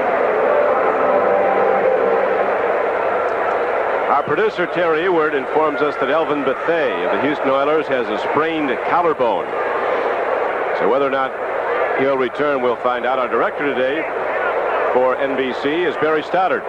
As we have 56 seconds left to play in the first half of the Astrodome, this is Don Criqui with John Brody. Kyle Roaches has been getting a ton of return work today. You don't like to lead the lead in kickoffs because you've been giving up a lot of touchdowns if you do. I can tell you who the 2 all-time leading ground gainers for kickoff returns are. Abe Woodson and Joe Arenas. They both played for San Francisco. We got to see a lot of them. Now Efren Herrera is set to kick it off. He's been doing that a lot as the Seahawks are in the lead 23-0. It's a high spinner down to Roaches at the 6.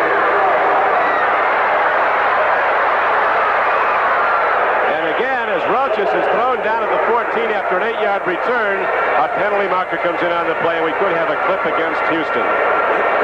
Jim Jodat, who not only runs some scrimmage, he also comes down and makes tackles on special teams, made the play.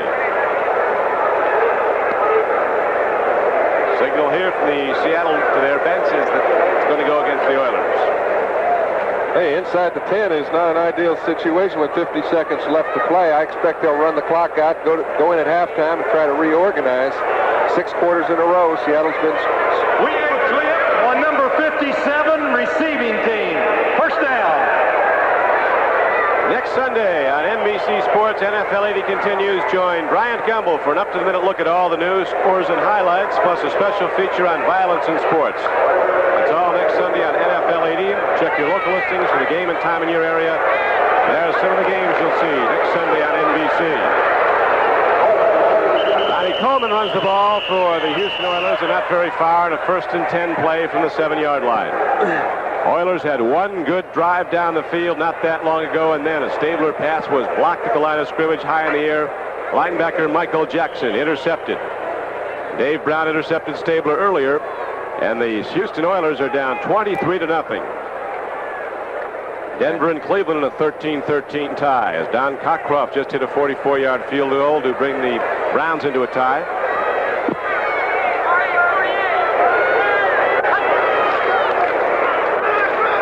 Handoff goes to Rob Carpenter on 2nd down and 6 from the 13-yard line. Carpenter takes it out to the 15. And the Oilers are going to let the clock run out, as they've got to go into their locker room and regroup, and the Seattle Seahawks came in here smoking. Seattle with superb play through the first 2 quarters on offense and particularly on defense. takes command of this game 23-0. So Jim Zorn throwing for 2 touchdowns, both to Sam McCullum, and Efren Herrera hitting 3 field goals. It's 23. Seahawks lead the Houston Oilers 23-0. John Brody, how do you assess all this? I don't know how you start. I mean, Earl Campbell has not been used very much. Six carries for 24 yards. That's not the personality of the Houston Oilers, but really the problem has been getting the ball to do something with it. Now, Stabler hit 12 of 20. Most of it was late in the second quarter. They didn't get the ball enough to really find out what they can do, which is going to make it that much tougher in the second half. On the other hand, Seattle has played 6 quarters in a row of scoreless defense. They're to be commended. I mean, I knew how exciting Jim Zorn and his group was. I didn't know their defense had come so far.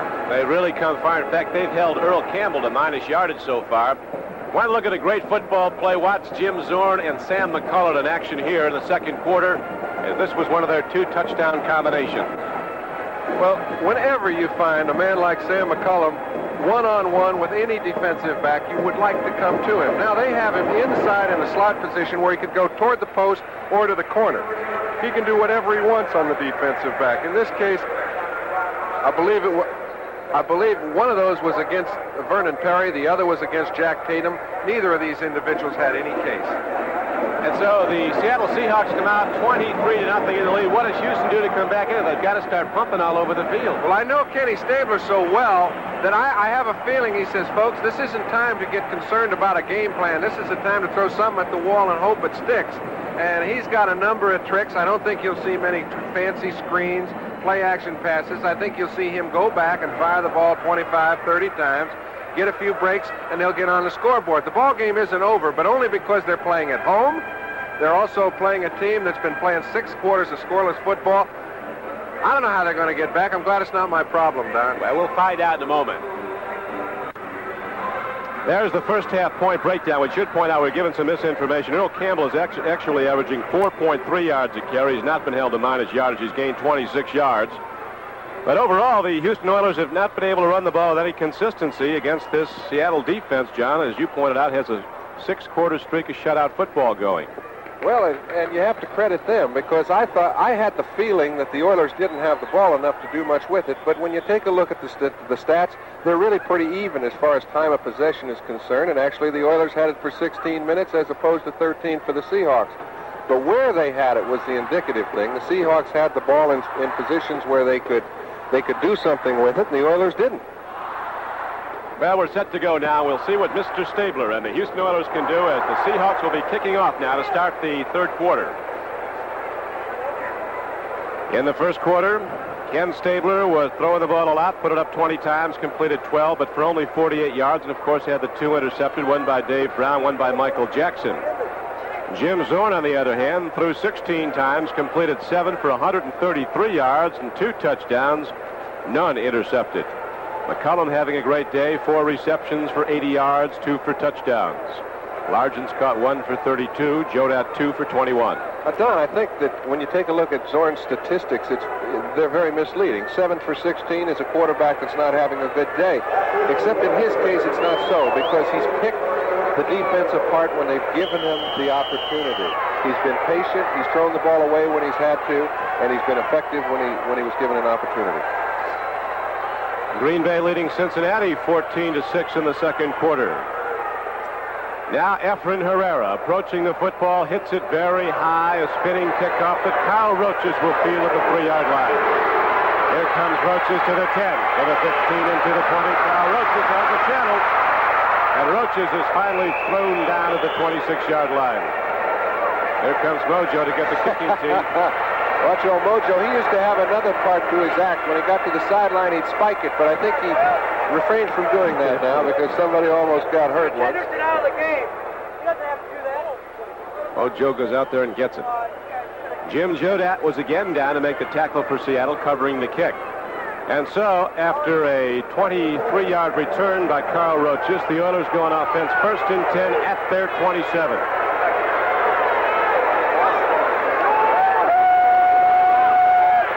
Throws, and he has a strike, but the ball is lost. Going to Mike Renfro. He drilled the ball into the 39-yard line. It would have been good for a 12-yard gain, but Renfro lost the ball when he went down. Would have been a fine catch, but I don't think it's the kind of throw that's vintage Stabler. He had a little more room to work with than he actually used. He threw it a little bit too low for Mike, and when you find a man open, he very seldom misses him. Ken Stabler with over 72% completions in his first 4 games, over 80% in his last 3 games. The Seattle defense has defended against him well. Stabler throws and completes it. This one is thrown out for Ronnie Coleman. It's good for a first down. On a 2nd and 10 play, the Oilers get ahead for 13 yards and a first down. You'll notice, Don, that Coleman wasn't doing a lot of playing in the first half because they didn't do a lot of throwing. We see Jacob Green just running over the top of Mo Towns, puts a little pressure on Stabler, but he still hangs in there, puts the ball exactly where it should be thrown. You were mentioning that Stabler's over 80% in the last 3 games. People don't really care about the last 3 games. It's what have you done for me lately? That lately is only the last 2 quarters. They've got to get something going again. Just got 13 yards. They have a first down at the 40. Stabler throws in the flat. Too much on it for Mike Barber. That'll bring up 2nd down and 10 for the Oilers from their 39. Now the Snake. In his 11th year from Alabama, good enough as a baseball pitcher for the Tide to be drafted by a major league team. Most accurate passer in NFL history, a career percentage of 60%. That's pretty good if you don't have defensive backs in your way. The great play faker, they say one of his great attributes is the ability to fake and freeze those linebackers before he throws. Make a handoff. It's 2nd down and 10 now. Handoff goes, and running with the ball is Rob Carpenter, and he doesn't get much. On 2nd and 10, he got only a yard. Will be 3rd and 9 now. Manny Tuiasosopo, number 74, the big defensive tackle from UCLA. The Seahawks' number 1 draft choice in 79 was on the stop. Hey, they've tried a few draws, they've tried a few screens, and they've thrown the ball quite a bit, but they haven't fooled Seattle's defense one time on a screen or a draw. And that's just good defense.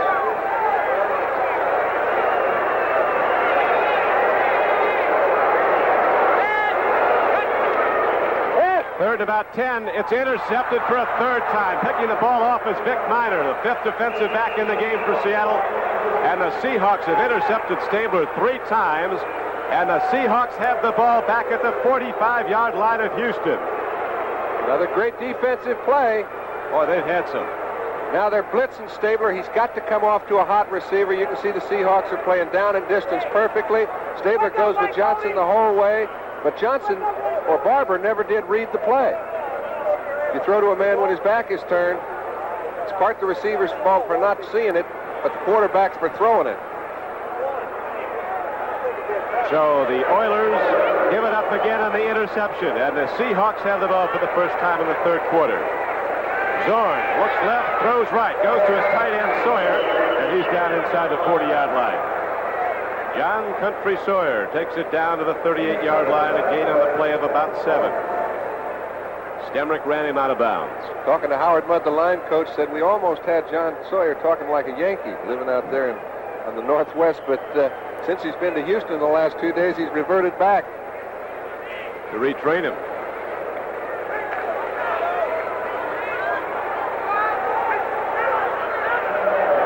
Jim Zorn having a very, very effective day.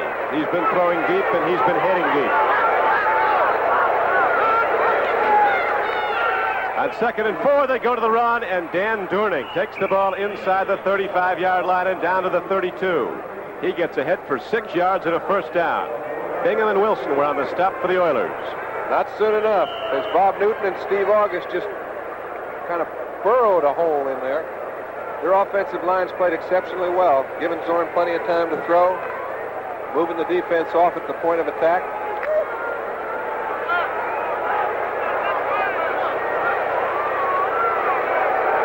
First and 10 for Seattle, 33-yard line. The Houston Oilers. They again go to the run. This time it's Jim Jodat taking it right up the middle. Robert Brazil, the all-pro linebacker, made the knockdown for Houston. But the Seahawks with a 23-0 lead powering the ball now at Houston. Looks like they're running it better than they did before they went in at halftime. They really are coming off the ball. Talking to Jim Zorn before the game, he said that's the most improved area of our football team is the offensive line. It's young, but it's really together. And they're really coming off the ball. Seahawks have lost a lot of great runners. Jim Jodat. Last year they lost David Sims. Al Hunter went out this year, ankle surgery. He'll be back, though, shortly. And, of course, the best runner in Seattle history, Sherman Smith, is out for the season with a knee injury. And now Jodat comes in and takes up the slack and plays great football. Well, you know how good their offensive line is blocking, and they're getting good help from the back, as we see Dornack is one-on-one with Robert Brazil. Usually you hear an awful lot about Robert Brazil before the third quarter of any football game. He's been in on very few plays, and they've really kind of nullified him. Yeah, we haven't called his number much. They've done another job on him. 11:13 to play in the third quarter. Third down and 3. Zorn on the run, throws it. And a nicely done defensive job by free safety Mike Reinfeld, who came up to make the hit on Jim Jodat. Play is stopped short of the first down, so that brings up fourth down, and Efren Herrera, who's been perfect in 3 tries, from 32 yards, from 33, and from 50. 3 field goals. He's 7 for 8 kicking field goals this season. He's out there now to try again. Jim Zorn, the holder, at the 34-yard line, a 44-yard attempt. Both place kickers in this game. We haven't seen Fritsch out there. And Herrera came from the Dallas Cowboy organization. So did Jim Zorn. Here is the kick, downfield, up, and again, Efren Herrera is right there. Apparently the Seahawks like this closed environment. They're used to playing with a roof overhead of the Kingdome, and they had one here at the Astrodome. They feel like they're at home. They're tearing it up 26-0.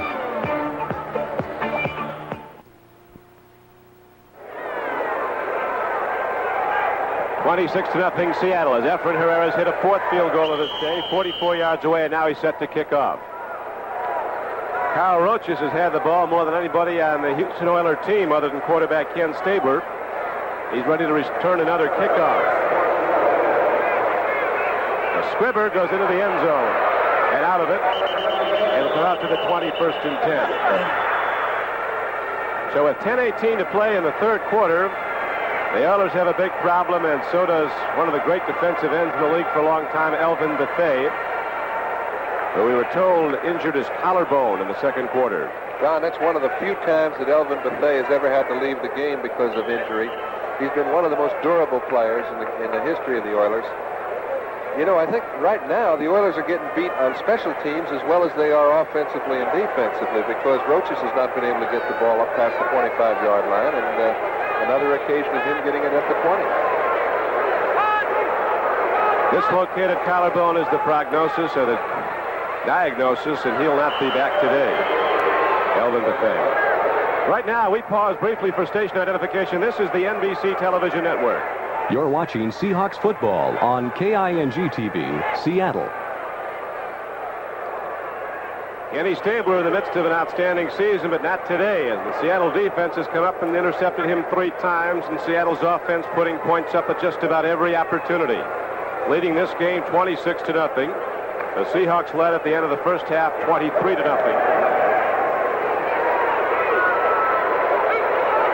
Now on 2nd and 10, Stabler takes a look deep. Good coverage. He makes a connection now to Coleman, but it's short of the first down. The knockdown at the 25-yard line will leave the Oilers about 4 yards short of a first down. Vic Miner, a 5th defensive back, came up on Ronnie Coleman. You know, when the Oilers are throwing the ball, Ronnie Coleman is an excellent halfback, and he's an excellent pattern runner. He'll be in the ball game when they have to throw it. They realize they've got to do something. Makes a pretty good move. But again, Vic Miner plays the ball well, gives him 6 or 7 yards, and that's not really an effective play offensively. It was short of the first down. Now it's going to be 3rd where they had the ball spotted. It'll be about 5. Stabler, wing back set to the right. Makes the draw to Campbell, throws downfield. Great defensive play by Dave Brown. Came over the top and knocked it away from White Shoes Johnson. Dave Brown, number 22, was the #1 draft choice of the Pittsburgh Steelers out of Michigan. Went to Seattle, though, in the allocation draft, and he's been a star there ever since. Some days are tough and others are impossible. Stabler's got the man. He's got linebackers spread out. He's got nothing but Billy White Shoes Johnson and himself. Dave Brown comes over the top of Johnson and makes a fine play. Seattle is on top of the ball game in every defensive department. You can't do any better than that. And Cliff Parsley will have to punt the ball back now to Seattle. Parsley standing back at his 10-yard line.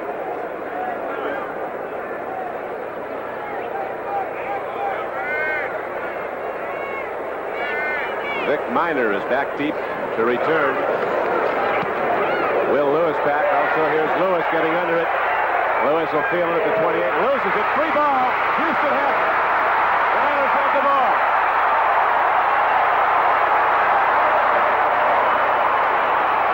Carter Hartwig is down on the play, and the Houston Oilers get the ball back on a fumble punt.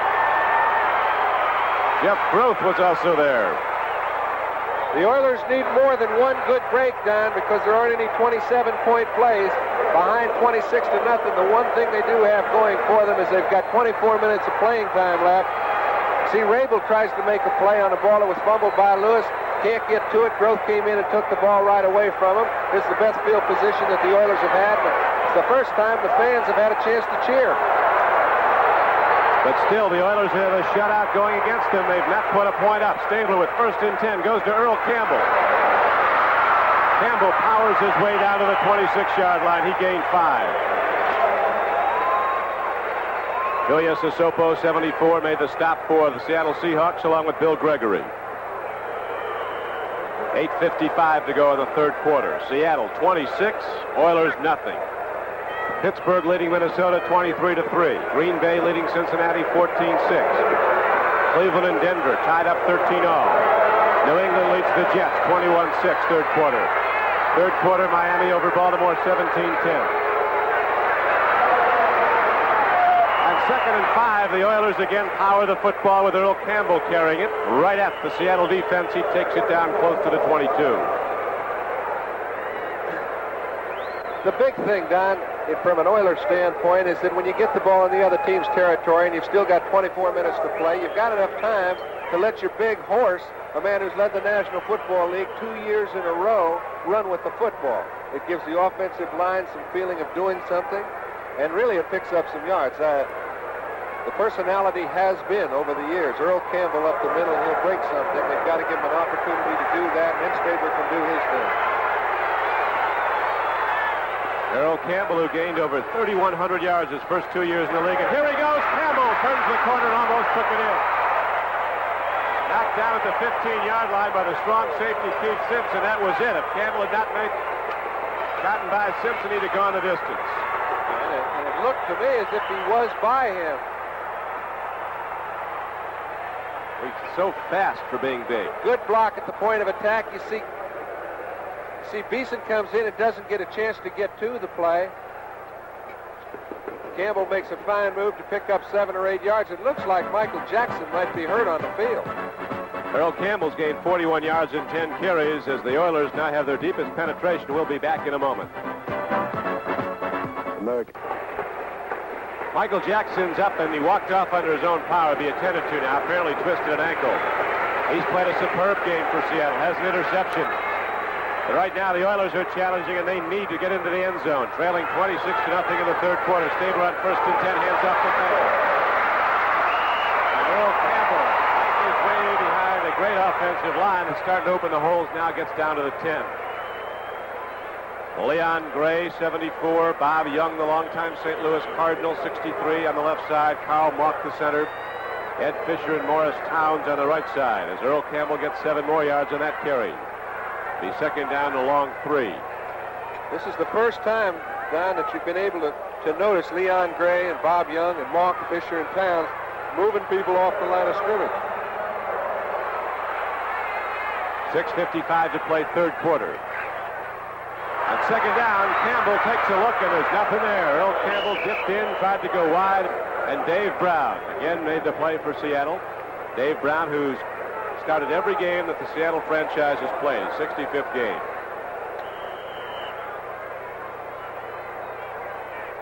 2 interceptions last week against the Redskins, another one today for Dave Brown, 6-year veteran from Michigan.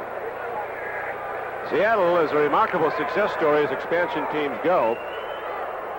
They started out with 2 wins in 76, 5 wins in 77. 78, they went 9-7 in what might be the toughest division in the league if the AFC Central isn't the AFC West. 9-7 again last year.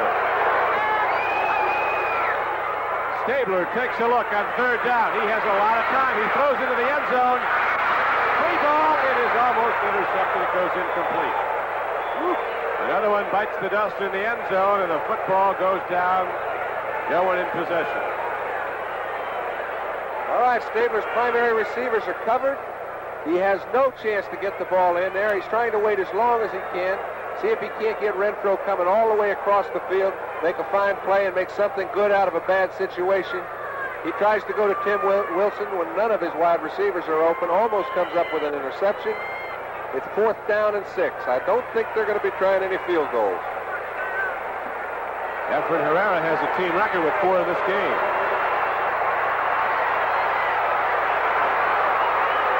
Fourth down and 6 now for Houston. They're coming. Penalty markers down. The play is whistled dead. Stabler had 3 people running patterns into the end zone. White Shoes Johnson, Renfro, and one of his running backs, Ronnie Coleman. He got somebody running him a little too early. Yep. What do you do now, John? Still go for it from scrimmage? You bet. I'll tell you, they can go at 3 points a clip. They'd have to get down here 8 times or 9 times. False start, number 76, offense. Right tackle Morris Towns left early. They're trying to do anything they can to get back in the game. They're out of it. It's no time to be strategic. Seattle leads at 26-0. Led at the half 23-0. Stabler on 4th and 10. Takes a look, throws, and it's tipped away. Keith Simpson got a hand on the ball. He was going to Mike Renfro running a post pattern. And Simpson, very quick, strong safety from Memphis State, in his 3rd year, came across to break the play out. Denver's taken a 16-13 lead over Cleveland on Fred Steinforth's 41-yard field goal in the 3rd quarter. And here at Houston, the Oilers again come up short. No points as Seattle's in command of this game, 26-0. There's one team that plays for keeps. It's a big... Back at Houston, the Derek Dow's.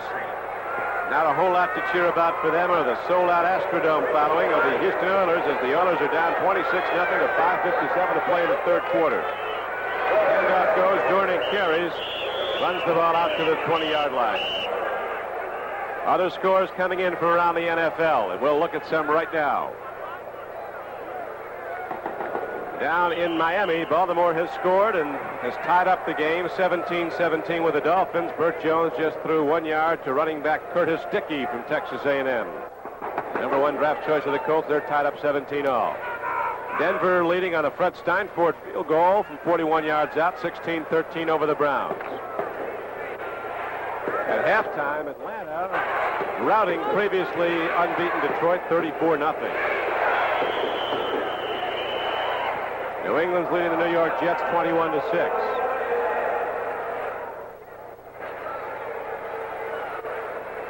Now Jim Zorn comes over. We're going to take a break in the action here at the Astrodome with Seattle still in the lead 26-0. And the Seahawks will have the ball when we come back. John Brody, this is Don Crickey back at the Astrodome in Houston. The Seahawks have the ball on a 26-0 lead with 5:14 to play in the 3rd quarter. Jim Zorn at quarterback with a 2nd down and 5 play coming up. All the 21-yard line of Seattle. Zorn takes his time, throws it out, and hits a running back. Jeff Moore has the ball. And Moore goes out to the 30, and he has a 1st down for the Seahawks. Seattle's offensive line, Don, has been winning at the point of attack all day long, both throw-wise and run-wise. You can see August Newton, both of them, working in perfect coordination, giving Zorn plenty of time. He's allowing Jeff Moore to kind of slip out in between the seam. When you get this much time, you can throw these little bitty delay passes, and everything's working pretty. He also caught Houston very much down. Jim Zorn has hit 10 of 20 throws for 148 yards and the 2 touchdowns in the first half to McCullum. First and 10 Oilers. They go to the run from their 30-yard line.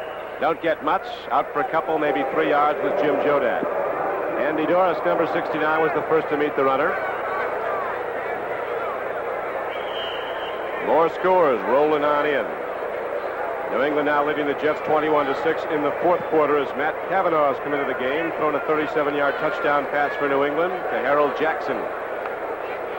Patriots looking to extend their record to 4-1.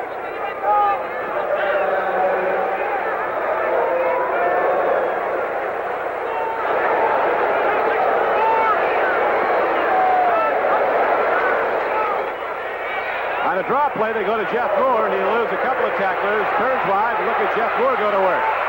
But there's a penalty marker down as he got ahead on a 2nd and 7 carry for first down yardage, but there is a marker down. It might be a clip or a hold against the Seattle Seahawks. Well, he had everybody going every which way, Don. He started the play just going right into the middle of the line. By the time he broke outside, he caught a lot of people unaware. When a team gets a little sloppy, these are the kind of plays that take place. The team that's ahead makes big plays out of no situations.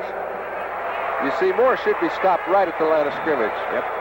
He isn't. He gets out. Now his own team is a little startled. They try to help him out as well as they can. August comes in. I guess they called him.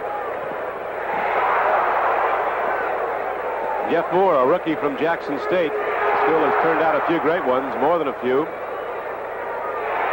Walter Payton, Robert Brazil. Number 84. White shoes. White shoes Johnson they got, and so the clock shows 3:36 left to play. I'm wrong, Donnie. That's got to be Sam McCullum. Sudden Sam, yeah. White shoes has been waiting on the sideline to get it. He's hoping to get into the end zone. Sudden Sam's been there twice. They're leaving a slot back wide open. Second down and 22 for Zorn and the Seahawk offense. Big rush. Penalty marker down. Jodat short-armed the ball. Thought there might be a loss on the play if he caught it. And a penalty marker's down also.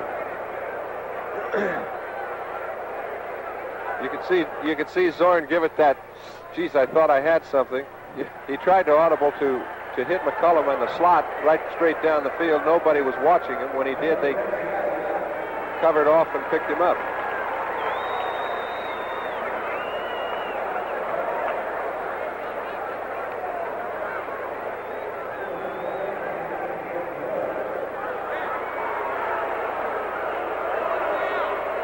Red Wyatt makes the assessment against the Houston Oilers, and here's the call.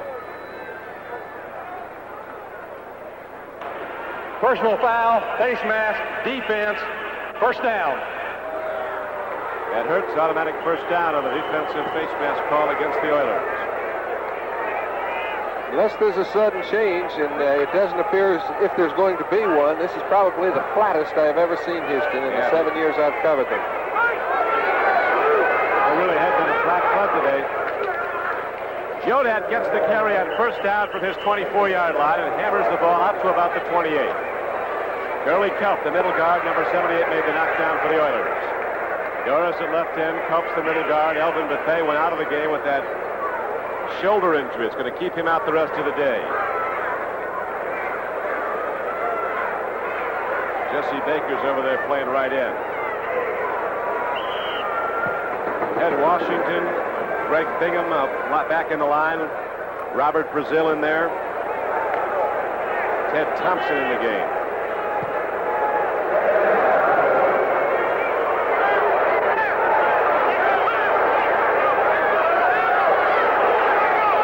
Second down and 7 out for Seattle. Ball at the Seahawks 28-yard line. They lead the game 26-0. Zorn throws a strike to Largent. And Largent gets ahead and loses the ball. It's a free ball, and Houston has it. Largent got ahead for a 25-yard gain, then lost the ball, and Houston has it back. J.C. Wilson recovers. That's the second time in the half that they've been given a good break. They haven't done anything the first time. See if they can turn something into points this time. I mean, Zorn has got all day to throw it. He's allowing Largent to go way down the field to make his turn. You can see August and Newton on the right side, and they're just putting people away over there. Nobody's bothering Zorn, nor are they bothering Largent. This year, the Oilers have averaged possession of the ball on offense more than 40 minutes a game, but not today. Seattle's been in command. Thank you, Brian. It has been Seattle all afternoon here at the Astrodome. The Seahawks leading the game 26-0, 2:30 left to play in the third quarter. Now, the Oilers have it back on a fumble recovery. Stabler takes a look, looking long, throws over the middle. He's intercepted again. Again, the Seattle Seahawks intercept. Hey, it's part Stabler throwing a bad ball. The other part is Seattle's defense has totally confused them. Keith Simpson gets it here, John. Keith Simpson's been a thorn in their side, Donnie. Look, here comes Stabler. Now, you can't ask for more time to throw the ball than this. Both his wide receivers are not open. He's trying to go to White Shoes, and he's trying to go to Renfro. He finally comes down trying to throw the ball away. Can't even do that.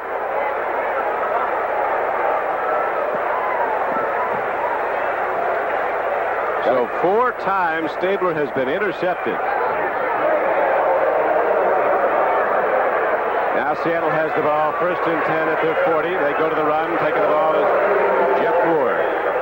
195-pound rookie runner from Jackson State brings the ball out across the 42 to 43, where Vernon Perry knocked him down. VP, they call him. There's another product of Jackson State, Vernon Perry. Jack Patel, you'd think he was down 26-0. Well, I'll tell you, Jack he's not full of a lot of expression, but when you talk about emotion, he is full of a lot of that. He gets his players ready to play when they play against a real good team. Sure does. And he's as fine a coach as you'll find in this game right now. He's brought Seattle along a lot faster than anybody thought possible. 2nd down and 6. Zorn takes a deep drop, stands in, throws hard, makes the connection, hits Joe down at the 50-yard line. On a 2nd and 7 play, they got what could be the needed yardage for the first down. Ted Thompson and Greg Bingham, 2 linebackers back in coverage, made the stop. But again, Zorn is on the money with his throw. And it is a Seattle first down with 1:20 to play in the third quarter. 21-9 is the score now. Pat Leahy just kicked a field goal for the Jets, but New England still out in front in that game, and the Jets lost their best runner, Clark Gaines, with a broken leg. Cockcroft just hit a field goal from 40 yards. They've got a good one going at Cleveland. It's all tied up, 16-16.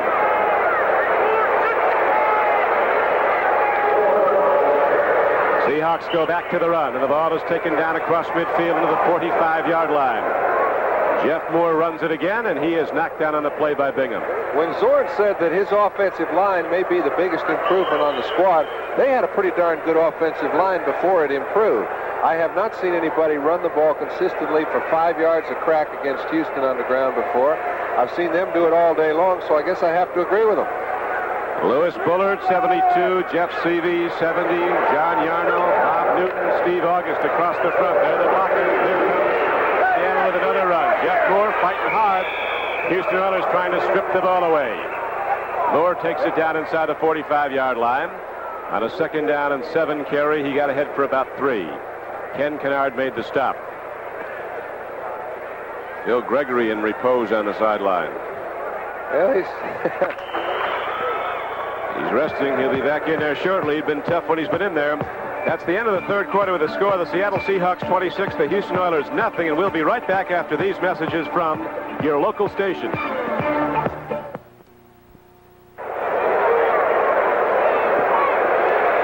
The Seahawks have the ball back. They lead the game 26-0. This is Don Quickie with John Brody at the Astrodome in Houston, Texas. 3rd down and 6. Center. Wide receivers are running fly patterns down the field, but Jim Zorn had no football to throw. Yeah, and if he had maintained possession, he'd have had another touchdown because Houston pulled out all the stops. They sent 9 men. There was a little exchange problem between Yarno and himself, and that can happen when you try to get somewhere in a hurry. That was the opening play of the fourth quarter. And now we have punting down coming up for the Seattle Seahawks. Dropping back deep is Roaches for Houston. Herman Weaver. He's punted the ball very well for the Seahawks the few times they've punted. Fair catch is signal for a name. There's also a penalty marker down. Yeah, because the Oilers had 10 men on the field. And then they tried to run another one in a little bit late, and he got caught. offside is signaled against the Oilers. It was a 4th and 9 down that Seattle punted on. This should make it 4th and 4. There's a big story. 5 Oiler turnovers, 4 on interceptions of Stabler. And most of them were created. There was one bad ball thrown, but most of it was because of excellent defense, Seattle-wise. Offside defense declined. First down.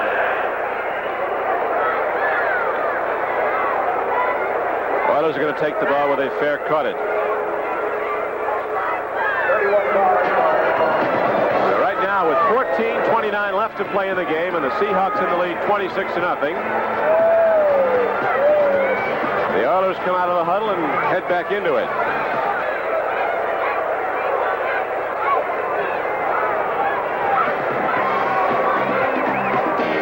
There's a break in the action. We'll be back to the Astrodome after this. We're back and set to go at the Astrodome. Oilers have the ball, trailing in the game 26-0. Fourth quarter. Stabler throws. He hits his tight end Mike Barber. And Barber is out to the 21-yard line. Michael Jackson there to hit him and knock him down. 14:15 left to play. Well, you'd say, hey, you've got to go down the field a little farther, Ken, but he doesn't have time. The whole defensive surge by Hardy, Tuiasosopo, Gregory, and Jacob Green has been awesome. They've had their hands in Stabler's face all day long. He doesn't have time to get his receivers down the field. That has been the story. The Seahawks with a much more impressive off-defensive rush against the pass they've had in recent seasons. Here's the throw. It's completed. Well-thrown ball, and moving in, taking it nicely, was Richard Castor. Second catch of the day. Richard Castor is ahead from the 21 all the way out to the 37-yard line. 16-yard gainer on the play. All right, this could very easily be a bad time to pick up a man that's had a great game, Manu Tuiasosopo. This is one of the few times he's been held off Stabler. As a result, they picked up 16 yards. Defense declined. First down.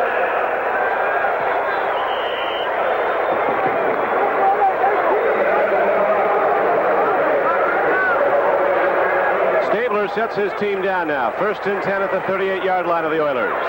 Long ball, there's a man there, and it's caught. And a penalty marker comes in after the play. Jeff Grope, turning back at the ball, made the reception at the 46-yard line of Seattle. John Harris was covering on the play. That was good for a 17-yard gain.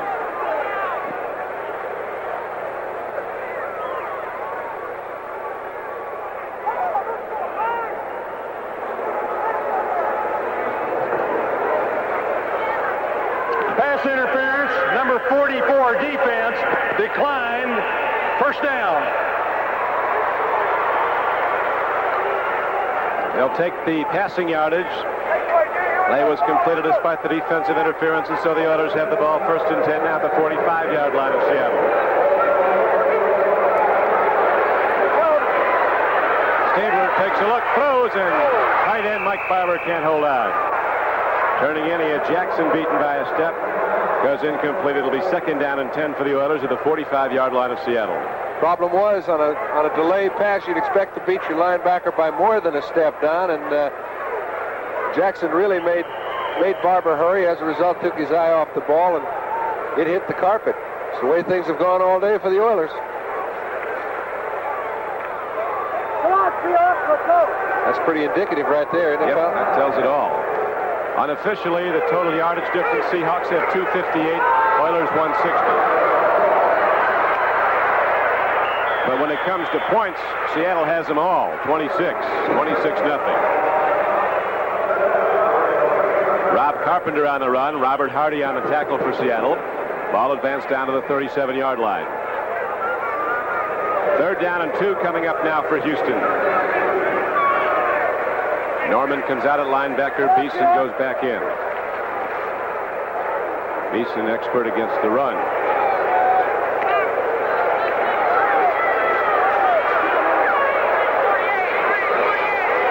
Third down and 2 for Houston. Earl Campbell turns upfield and rockets into the defense. Gets the first down inside the 35 to the 33. We'll watch Earl Campbell again now, John.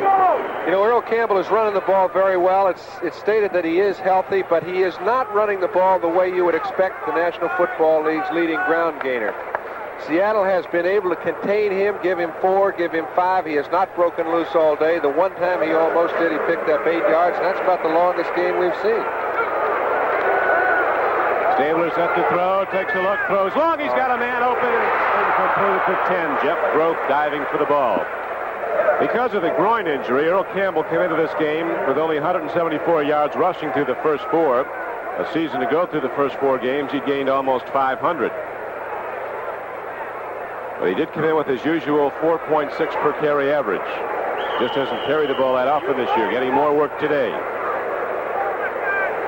Campbell, a great pressure player. Last 7 games of 79, he rushed for over 100 yards.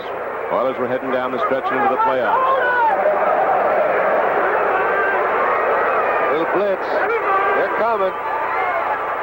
Ooh, and they get Stabler. Strong safety Keith Simpson, untouched, comes shooting through and nails Kenny Stabler back outside the Seattle 40. They'll spot it at the 44-yard line, and substantial loss on the play takes Houston way out of field goal range. That really wasn't an offensive breakdown, and it was a strategic plus defensively for Seattle. They just outmanned the Oilers.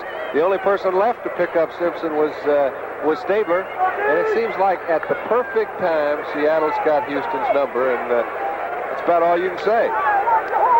Say out of field goal range, you wonder if the Oilers wouldn't put something out just to avert the shutout, something they've not suffered here in the Astrodome. Here's an offside. Barber leaving early. Just misfiring. Seattle has their stuff together, and the Oilers are misfiring on offense all over the field. 4 interceptions of Stabler, numerous penalties. That a procedure penalty as Barber left early. I don't know how to describe it, but it is contagious. You see their top players, guys like Craig Stemrick, short-arming a ball before the half. 86. Mike Barber blown off sides a couple times today, dropped the ball. He's one of their top players. You expect good, steady performances from those sort of fellas. Stabler's thrown 4 interceptions, and I don't know what's causing it, but I sure know it's there. Here's a throw to Coleman. He's down to the 40-yard line. On 3rd and about 28 yards to go for the first down. The Oilers get some of it back, but they're way short of a first down. Next week on NBC, exciting NFL action continues with a doubleheader. First, join Bryant Gumbel at NFL 80 for an up-to-the-minute look at news, scores, and highlights, plus a special feature on violence in sports. Then most of you will see the Pittsburgh Steelers take on the Cincinnati Bengals, and then the Oakland Raiders battle the San Diego Chargers, plus other regional games. Check your listings for the game and time in your area. There's the snap. Hunting the ball downfield is Parsley, angling for the sideline, and hops out of bounds at about the 17-yard line. And there's a penalty marker down at the line of scrimmage with 10:51 left to play in the game. And Seattle in the lead 26-0.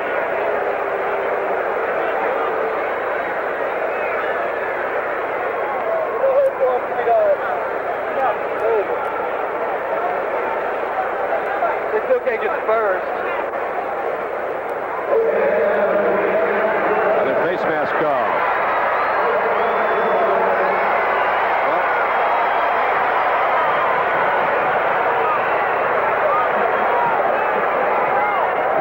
The Minnesota Vikings, who were down 23-3 to the Pittsburgh Steelers, have now rallied back in that game and trail 23-17. Green Bay, that's in the 4th quarter. Green Bay in the 3rd quarter leads Cincinnati 14-6. Baltimore's gone in front of Miami 24-17 in the 4th quarter. Personal foul, face mask, number 52 after the punt. First down.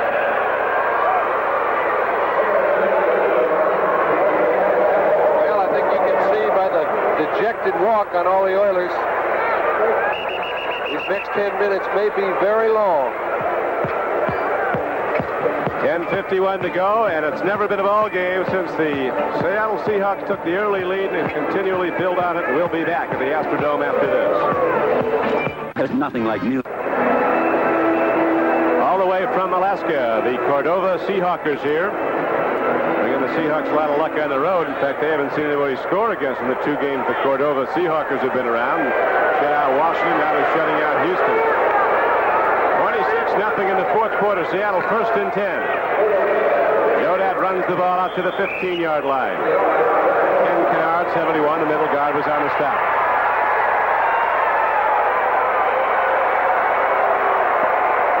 Yodat coming off a 117-yard rushing game a season ago.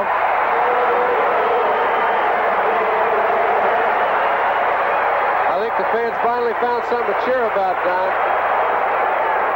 Got to be a baseball score. Houston leading L.A. Got a long way to go in that one, though. This group has in this one.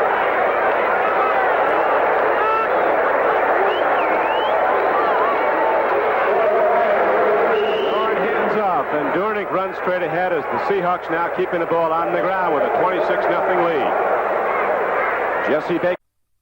Just when they thought the Seattle running game was falling apart with the loss of Sherman Smith, the Seahawks rally back and develop a great running game. There is Atlanta out in front of Detroit, 36-13 in the 4th quarter.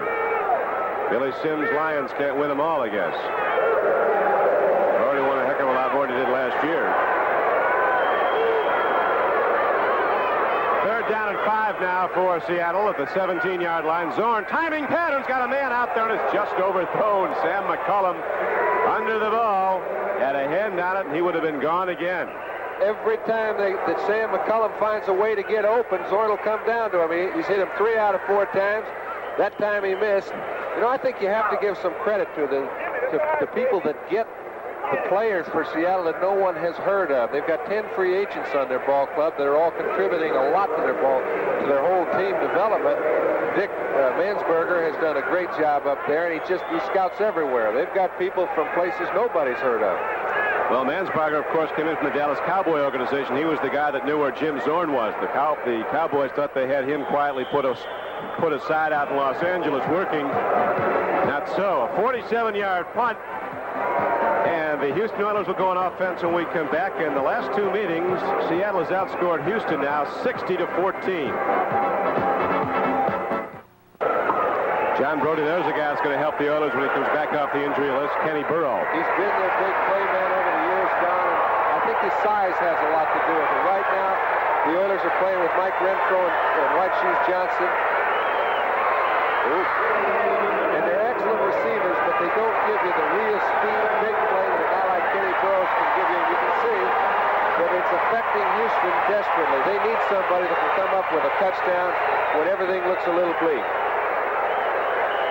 Stabler throwing on a 1st down, and Groth couldn't hold on to the ball. The Seahawks of Seattle have the toughest schedule in the National Football League, as their fans are well aware, based on last year's records. In an 11-day span coming up this season, they have 3 games. At home against Oakland on a Monday. The following Sunday, they're at Denver. The following Thursday, they're at Dallas. Interception. Another one. Cornell Webster gets one. Look.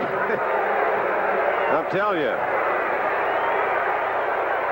Well, I can remember one time, Don, when Stabler was out in Oakland and he threw 7 interceptions, and people were on him about it. We discussed it one time. He said, I'm glad the ball game didn't go another 20 minutes. I'd have thrown 15.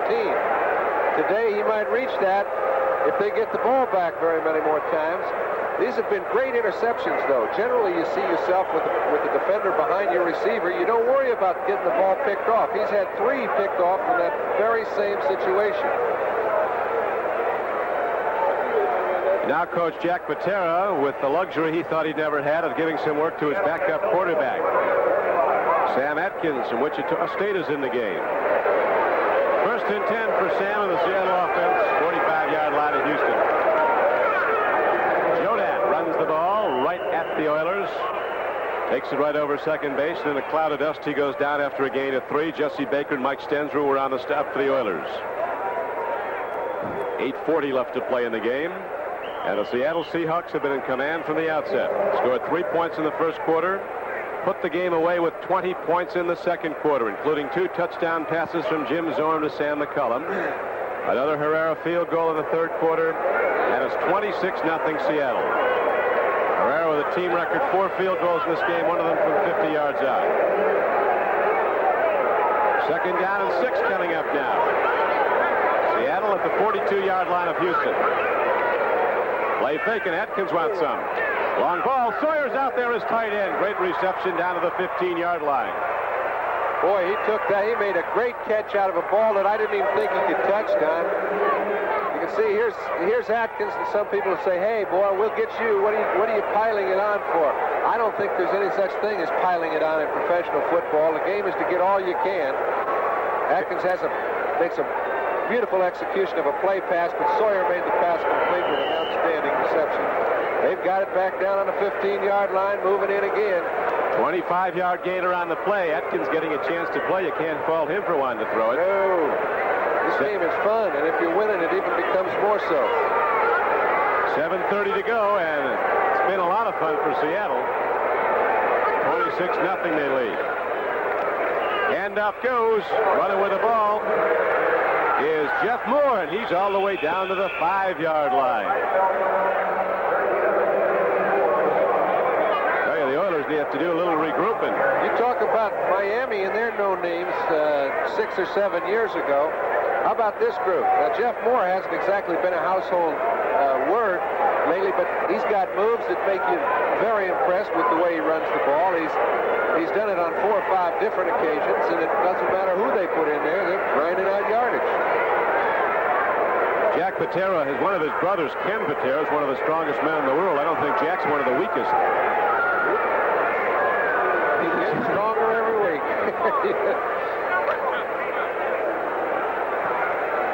He must really look mean when they're losing. What a job he's done. He just doesn't change expression, man. Coach of the year in 77, 78 when they went 9-7. Here is a roll-out run, and let's see what they have. Another penalty marker comes flying in from off the play. With 6:17 left to play in the game. Other scores around the league. Pittsburgh leads Minnesota 23-17 in the 4th quarter. Green Bay in the 3rd quarter in front of Cincinnati 14-6. Denver and Cleveland are tied in the 4th quarter 16-all. Could be an OT at Cleveland. Jets trailing New England 21-9 in the 4th quarter at New York. Baltimore has rallied from behind. Colts were down 17-10, and now behind Burt Jones they've gone in front of Miami 30-17. Atlanta blasting previously unbeaten Detroit. Holding call on offense. Mark Bell, one of the tight ends, was called for it. Atlanta leading Detroit 43-13 in the 4th quarter. St. Louis over New Orleans 30-7 in the 3rd quarter.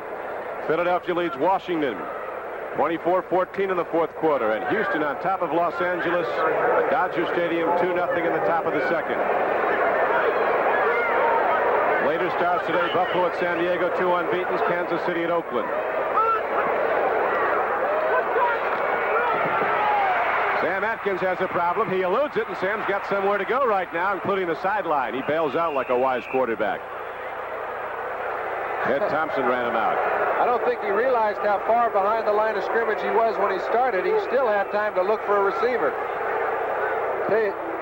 He's going back, and if you're going to throw when you've got a group down 26-0, they're going to see if they can't do something about it. That's right. However, in this case, he eludes all 3 of them. Gets back not anywhere near the line of scrimmage, but to safety. I was talking to Zorn before the game. John Atkins came up. He said, "I'm the quarterback you should be talking to."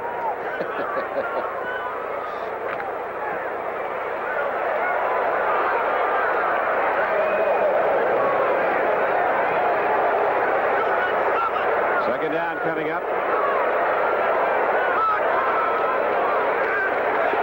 Second and goal. Atkins looks into the end zone. Here he goes. He looks like Jim Zorn of that. Takes it down inside the 10. Sudden Sam better hurry on down to the ground, because those Oilers, when you're standing up and stop, tee off on you like a tackling dummy. He better find a receiver pretty soon, because I know he's got to be getting tired. Now, this is a situation where if a team's playing pretty well, they're not going to let the quarterback out of their grasp. Curly Cup just can't get over to make the play. I think 3 or 4 fellas got a shot at him. Looks like a big jump center.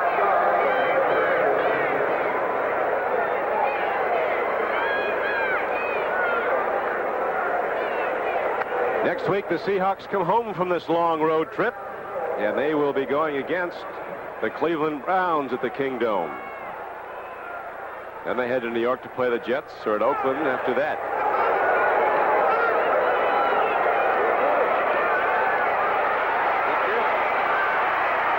Atkins in trouble, and Atkins goes down. So Sam doing his best to get some more points up, and the others doing their best to take care of Sam. They just did. The important thing is for everybody on the club to keep hanging in there, to do whatever they can to help themselves out, because coaches look at films when scores are 26-0. You get in that film room on Tuesday, and if you haven't given it everything you've got, not only do you feel bad yourself, but your coaches tend to change their viewpoint of you. Now, 53, Hollywood Henderson's a man that has to show the coaches over again that he can play football. Any opportunity he gets to play, he will not let down. Herrera trying for a 5th field goal, breaking his own team record if he gets it. Finally missed one. 4 for 5 for the day, including a 50-yarder. So with 4:31 left to play in the game, the Seahawks continue to lead the Houston Oilers 26-0. Texas, this is Don Criqui with John Brody. 4:31 left to play in the game, and the Seattle Seahawks in command of the Houston Oilers 26-0. Next week, the Houston Oilers go to Kansas City, a team that's not won a game yet this year. And the Oilers playing like they haven't won any, but they're going to be 3-2 coming out of this. They just had a bad day. And the Seattle Seahawks had a great one. Their best team effort of the season. The Seahawks coming in here, shutting out the high-scoring Oilers, and Kenny Stabler intercepting Stabler 5 times. Mike Barber makes the reception, but on a first down play, it's not good for that much yardage. And the Oilers are nowhere near the Houston or the Seattle end zone. They've not been all day except on one occasion. Then they turn the ball over.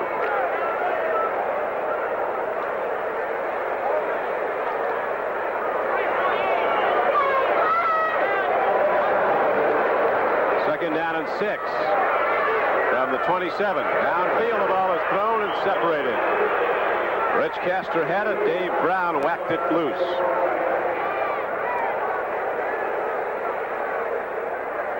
NBC Sports World is returning on October 18th at 4 o'clock Eastern Time. Live, it's a 10-round light heavyweight bout between undefeated Michael Spinks and Yaki Lopez. Then some of the greatest names in bowling go pin for pin in the legends of bowling, including live World Series reports on Sports World that day.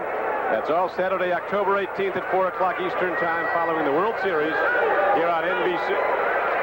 Stabler takes a drop. 3rd and 6. He throws. Man is open. The ball is caught by Jeff Groth at the 44-yard line for a first down.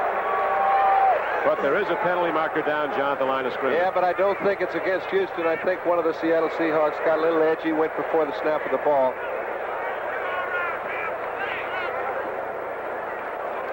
Offside defense declined. First down. 16-yard gain on the play.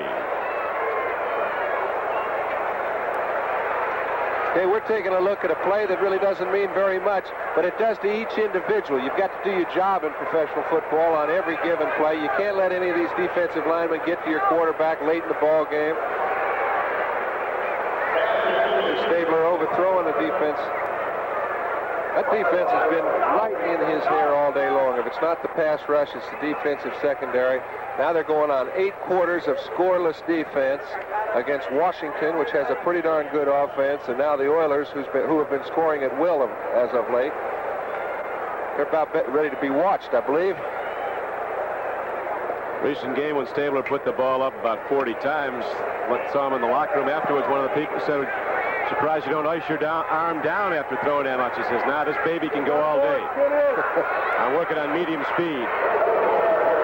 Over the midfield line on a 2nd and 10 carry. The Oilers drive the ball with Tim Wilson carrying.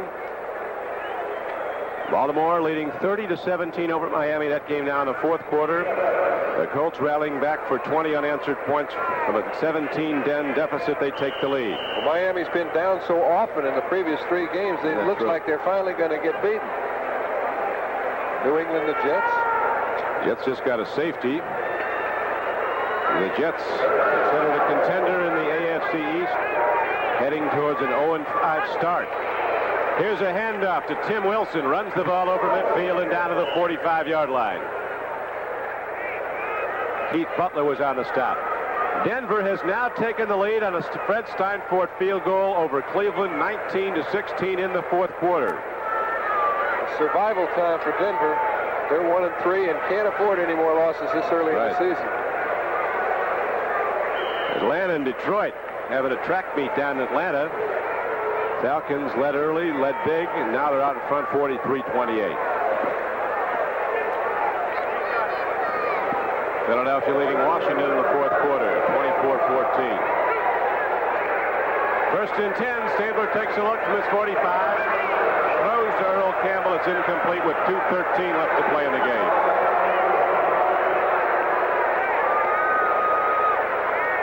Green Bay leading Cincinnati 14-6. Amidst conflicting reports that Bart Starr could be leaving the Packers. I doubt if he will after this game if they hold up. Some speculation, John, that George Allen may be headed there.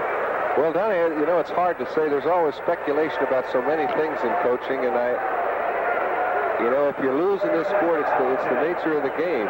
You can't expect to be there long, and everybody that finishes on the bottom every year is subject to losing their job. That's just the way the game is structured. Here's Jeff Groth coming across the middle at the 40-yard line, making the reception. On a 2nd and 10 play, he gained 5. And the clock is down to 2 minutes. We have a timeout. Here's Jeff Groth, who's a real fine young receiver. But at this time in the ball game, you can see Dave Brown just laying off. They're not going to give them any more than they have to. But they would love to shut them out. I mean, that'd be a real feather in their cap, Don, and they're well on their way to doing it. Yeah, the Seahawks en route to their 3rd consecutive win after losing their first 2 games. Houston still holding up over the Los Angeles Dodgers in the 2nd inning of the final regular season game. The Astros move on to as the Western champions into the playoffs against Philadelphia if they win. Our thanks in the booth to Stobie Whitmore, Vernon Eschenfelder, Ken Johnson, and our entire crew from one of the great NBC affiliates, KPRC Television in Houston. Stabler throws long. He's got a man open. The ball is caught and lost. My goodness. Tim Smith, the rookie wide receiver from Nebraska, had his hands on the ball, saw the end zone, and must have shook him up. Lost the ball. Well, it would have been a nice catch, Don, but you know, the game's a little too late. Stabler throws the ball, I think, very well down the field. I don't think his receivers are quite quick enough to beat the secondary people for Seattle. They certainly haven't been today. But he gets all the room he needs right here, lays the ball over the top of Cornell Webster. Tim Smith looks like he's got the ball and trying to put it away. He bats it out of his own hand. Even more impressive about this Seattle win today is the fact that the Houston defense created 2nd or 3rd in the entire league coming in. Now Smith gets his hands on the ball and holds on inside the 30. On a 4th and 5 play, he gets ahead for 15 yards and a first down. And we pause briefly for station identification. This is the NBC Television Network. You're watching Seahawks football on KING-TV, Seattle. Ball is spotted down at the 27-yard line. It's a first down for the Oilers with 1:48 left to play. Our producer today for NBC has been Terry Ewert. Our director, Barry Stoddard. 1:48 left to play in this game. The Seahawks up 26-0. They led at the half, 23-0. And Efren Herrera, 50-yard field goal in the 3rd quarter, the only scoring in the 2nd half. Goose eggs up across the board. There's a final score in. New England beats the New York Jets 21-11. The Jets go down to their 5th consecutive loss. When's the last time Houston was given the donut in the Astrodome? I think it was 21-0 in '76 against Pittsburgh. Right. I mean, they had to have played better on that day than they have today. I wouldn't want to have to play them next week. Nope. But I wouldn't like to have to play Seattle next week. No. Now, Seattle's got it together. Boy, they got off to a bad start, and they really started to put together. Stop and look, they've shut out their last 2 opponents, and Kansas City only had 1 touchdown against their defense. The tough thing now is when you're looking at an opponent for the next week. We watch Stabler go back to throw. Well, that isn't going to get it. Tried to go to Castor, but I was trying to get back to a point. When you're looking at a team to try and figure out how you can beat them, and you're looking at 2 films in which neither of their opponents scored a point, you wonder how you're ever going to find a way to score against them. And As we see Stabler going back to throw the ball, this is kind of the way the game's been going all day. They're coming from behind him, in front of him. Bill Gregory actually tried to hold Stabler up on the play, but he couldn't. Blitz. Keith Simpson set Stabler down gently. Nicely done by Keith, because he could have put him away. Well, it's late in the game, and Stabler's played this game for a number of years effectively. Been one of the great quarterbacks. This has to go down as one of the worst days he has ever had since he's been playing professional football. Well, a lot of great ones have had bad days. George Ratterman, the former Cleveland Brown quarterback, once threw 5 interceptions against San Francisco. Paul Brown said to him in the locker room afterwards, "What went wrong out there today, George?" Ratterman said to Brown, "You must have been calling the wrong plays." Oh, it's almost 6th. Almost intercepted by Keith Butler. Your name is Keith and you come from Memphis State. The Seahawks draft you. They've got Keith Butler in his 3rd year, 2nd-round choice in '78. Keith Simpson, who's the best defensive back, certainly one of them, 2 best. He's from Memphis State. The Seattle defense, which has been giving up a lot of points in recent years, they've been winning because Zorn and the offense have gotten so many, has really come to town with a show outfit today. Putting the stops on Houston all day long. Here's a throw and an incomplete pass at the 15-yard line. On 4th and 10, incomplete, but there's a penalty marker down with 1:29 left to play. And that really did perturb the Seattle defense. I saw a couple of defensive backs, John Harris, Dave Brown, almost throw their helmet when the flag was thrown because it's very important. That'll give them a 1st down. That means they've got to be out there for 4 more plays. For them to get a 2nd shutout is a very big item, and they're close to losing it. They hate to lose it by a penalty. Illegal contact, number 21 defense, 1st down. The shutout of the Washington Redskins last week was the Redskins' 2nd shutout in the last 110 games. The Oilers haven't been shut out of the Astrodome since '76. Ooh, here's a blitz. It's picked up. Stabler throws into the end zone. Barber's there. Touchdown, Oilers.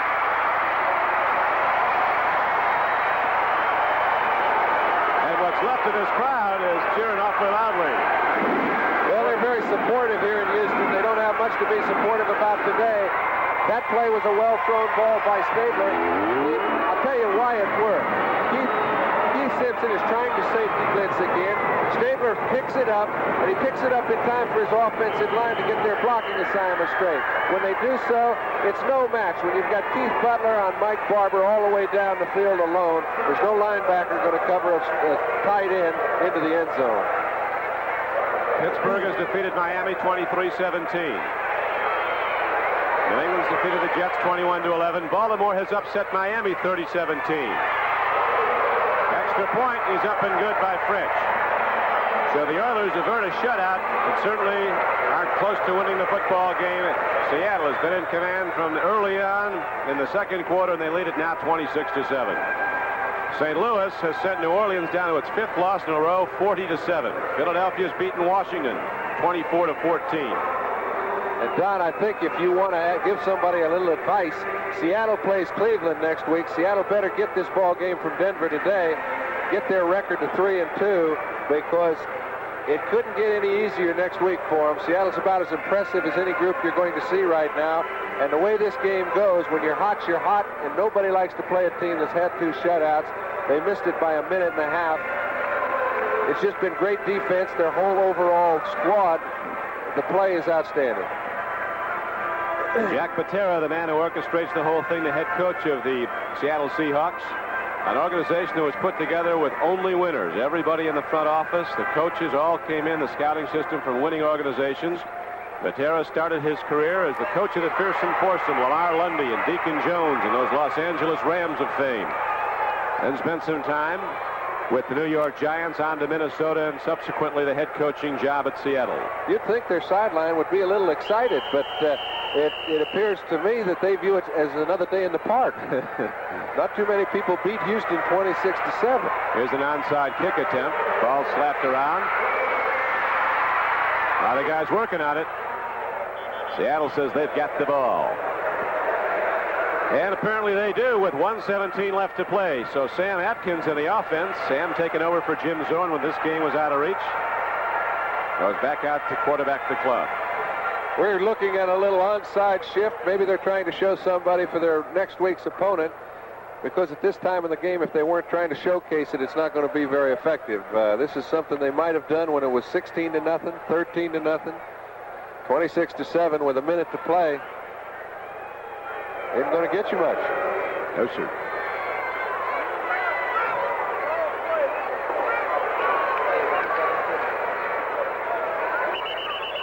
Seahawks go to the run on first down and take the ball out across the 40 to the 41-yard line.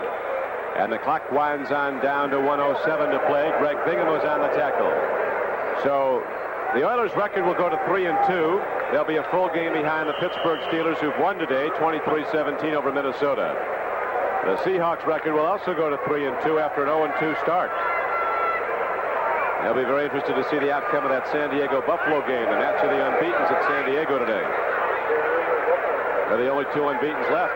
Detroit's getting walloped at Atlanta 43-28 in the fourth quarter late in the game.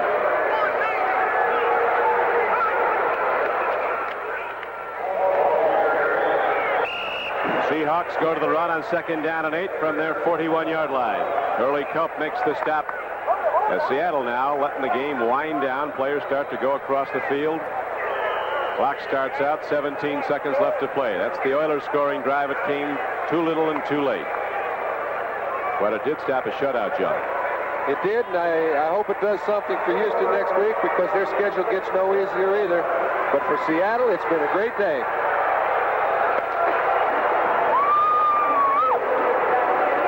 Jack Patera goes across the field to say hi, and nice game to some of his guys, and also to Bum Phillips. Bum always gracious in defeat, although he doesn't like it. Doesn't get beaten very often. Well, Bum Phillips is one of those people that is about the same when he wins and when he loses outwardly. He loses very hard, but he doesn't run around accusing players of not trying, of not doing their best. He'll get them regrouped. They'll be a contender before the year is out. He knows that this is probably the worst ball game that any of his teams have ever played. And you won't get them this way very often. You also have to pay tremendous tribute to the overall team effort of Seattle. Seattle was a very, very impressive football